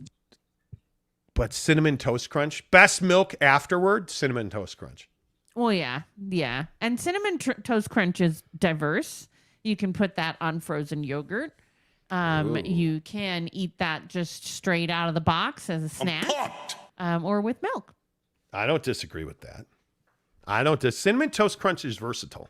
Yeah. It is. It is. It is. You know. Yeah, it is. Gabe Ledley says people have ruined their taste buds by putting ketchup on hot dog sandwiches. So smoking hot Cheetos. Why do you got to makes bring sense. up hot dog sandwiches? Why bro? would you say such a hurtful thing? I know what time it is. Okay, what's a sandwich and what's not? It's just that a hot dog is a sandwich. Is cereal soup? We've been over that. Don't. No. Don't. It is Stop not. it. It is not. Let's not go back to being Don't, ridiculous. Don't forget who gave birth to you. It wasn't me, but I'll still what are they take saying you about out of this favorite world. cereals in the comments? What have we not All right, heard what of? are your favorite cereals in the comments? Let's I'm see. curious. Pudge NYC just says whack. Whack. Never heard of that cereal. It's whack. Arnell Ain Israel says you have to allow Captain to soak in the milk because then it does soften up a little bit. It does, and the flavor's good. That's true. There is a mushy. technique to this. Okay, wait. Do you put your cereal in the bowl first or the milk in the bowl first? Oh, you put the cereal. No. I didn't raise a communist. Bet you weren't expecting this one. Anyways, no one does milk first. No, Jake. No, I guess not. Do you do milk? No, cereal first all day. No. All day. Okay, what else are people eating on there? What kind of cereal are we looking at? Dwayne Bone. God, handle the bots. The bots are Jesus. What's wrong with you? Get out of here. They're moving so fast that I cannot even report them fast enough. Like, are you kidding me right now? Adult dating site. We're hot and sexy. Fans only. Fansonly.net. Cereal fans only. Dwayne That's where Boone you can says, look yeah, at people exactly. eating cereal. Oh, you're so saucy in your cinnamon Cereal Toast Crunch ASMR. mouth. Cereal ASMR is a real thing. Dwayne Boone says I just had Cinnamon Life cereal, Mrs. Monty. Oh, God, so good. So sexy. Bala says Cinnamon Life, plain as a snack. Don't eat cereal, though. Okay. Hey. Okay. Good stuff, man. Giggity says, what kind of idiot puts the milk in first? Or I'm even just asking a question. What kind of idiot puts the milk in first or even asks the question? Yeah. There you go.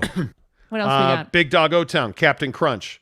Oh, hey now. Dead Collector says Crunch Berries. Yes. Yes. RLN Israel says Crunchberry and Fruity Pebbles tie. Yes. It's okay. Talking with Raphael podcast. Frosted Flakes as a kid. Yes. Frosted Flakes, dude. I used to love Frosted Flakes. As a kid, Cocoa Puff destroys the mouth and the roof and the mouth roof. Yes, it does. Yes, it does.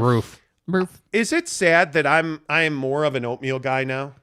Like Mrs. Monty's oatmeal that she makes daily. I love oatmeal, and it is delicious. And people who think that it's not the best thing ever, well, it's definitely not better than sugar cereal. We can agree on that, right? I don't know. I disagree. Her apple pie or peach pie oatmeal. Oatmeal is good. I'm just saying if I can eat anything, I'm probably making a really good oatmeal. You take an oatmeal over a good breakfast burrito or like a good omelet? Okay, great. Why do you do this? Do what? I'm just asking a simple That's a question. different class of food. So we went to McDonald's the other day to try and get breakfast. It was 10:45. Okay. The line was so long that we ran out of time, and they were at 10:55. They were like, "No, can't do it." Too fucking bad, man. Exactly. I know. Exactly. Here was the worst part about this. So we waited in there for a long time, and it was actually just after 10:50. And we get up there, they finally ask, and we start to order, and the guy goes, "No, we actually Excuse me, it's not breakfast anymore. We're stopping. sass me, They Burkus. serve breakfast at 11. It's not 11 o'clock yet. Serving breakfast, and we're like." Britt's like, what? Britt in the background is like, "Why won't you serve us breakfast?" And the guy was like, "No, Because there's too much business here at Mickey stumped. D's. We're stumped. There's 10 minutes between the moment that we're there at the damn drive-through speaker and when the breakfast menu or the lunch menu is supposed to show up." What Mr. Monty constitutes says, a promise? "Well, can you turn it to the lunch menu so we know what you have so we can order?" and the lady gets on the thing and she goes, Excuse me. This is the manager here at MacD's Nuts, and we don't have the menu up, but we have burgers and fries. Would you like what one? would you like to hear about? I can pretty much tell you about anything. We have burgers, we have fries, we have nuggets. I can describe the menu for you. Okay, wait. So you're not going to sell us what's on your menu, and you're not going to give us a menu we can order off of. Like, Please go ahead and order now. Hell no. This makes 0 sense. Would you like my Big Mac? You're so funny. Thank you. Goodbye. Would you like some fries? We left. We left because that's just idiotic. You A, won't sell us what's on the menu right now. B, won't give us a menu we can order off of. And Listen, ma'am, this is not Starbucks. We do not give good service. We are only fast food latte vente. We don't sell food either. Well, we actually do, but it kills people. U.S. Americans. Please pull forward. Thank you. What? Please go to the second window now and pay us your money. No, we left. Would you like a side of cholesterol with that burger? All I wanted was a hash brown and an egg McMuffin. We're out of hash browns. And you're like, what is happening in McDonald's that you can't keep serving until the menu switches? Would you like our purple paste chicken nuggets? Don't you mean boneless wings? Okay. Anyways, some of us. Mrs. Monty's not amused. Play the music, Jake. We have to go. Thank you to everybody who listened to the show today. By the way, it's almost 3 hours today. It is almost 3 hours today. It's almost Indeed, 3 hours it is today, almost just 3 saying. hours today. Make sure you say hello to our good friends at Academy Mortgage. Devery Davis, 801-543-9666, NMLS number 278545. Never been a better time to buy a home because the mortgage rates just plummeted. Well, there has been a better time, but now's a pretty good time. Call them today, 801-543-9666, and make sure you catch us at a barbecue pit stop today. We'll be at Everyone Lehigh. We're going to Logan. Yes, we're going to Layton, St. George, and Salt Lake City. Enter to win. The only way to win your BYU Notre Dame drive-away Shamrock Series game is at Barbecue Pit Stop in the Valley. BBQPitstop.com. Say goodbye, Jake. Goodbye, Jake.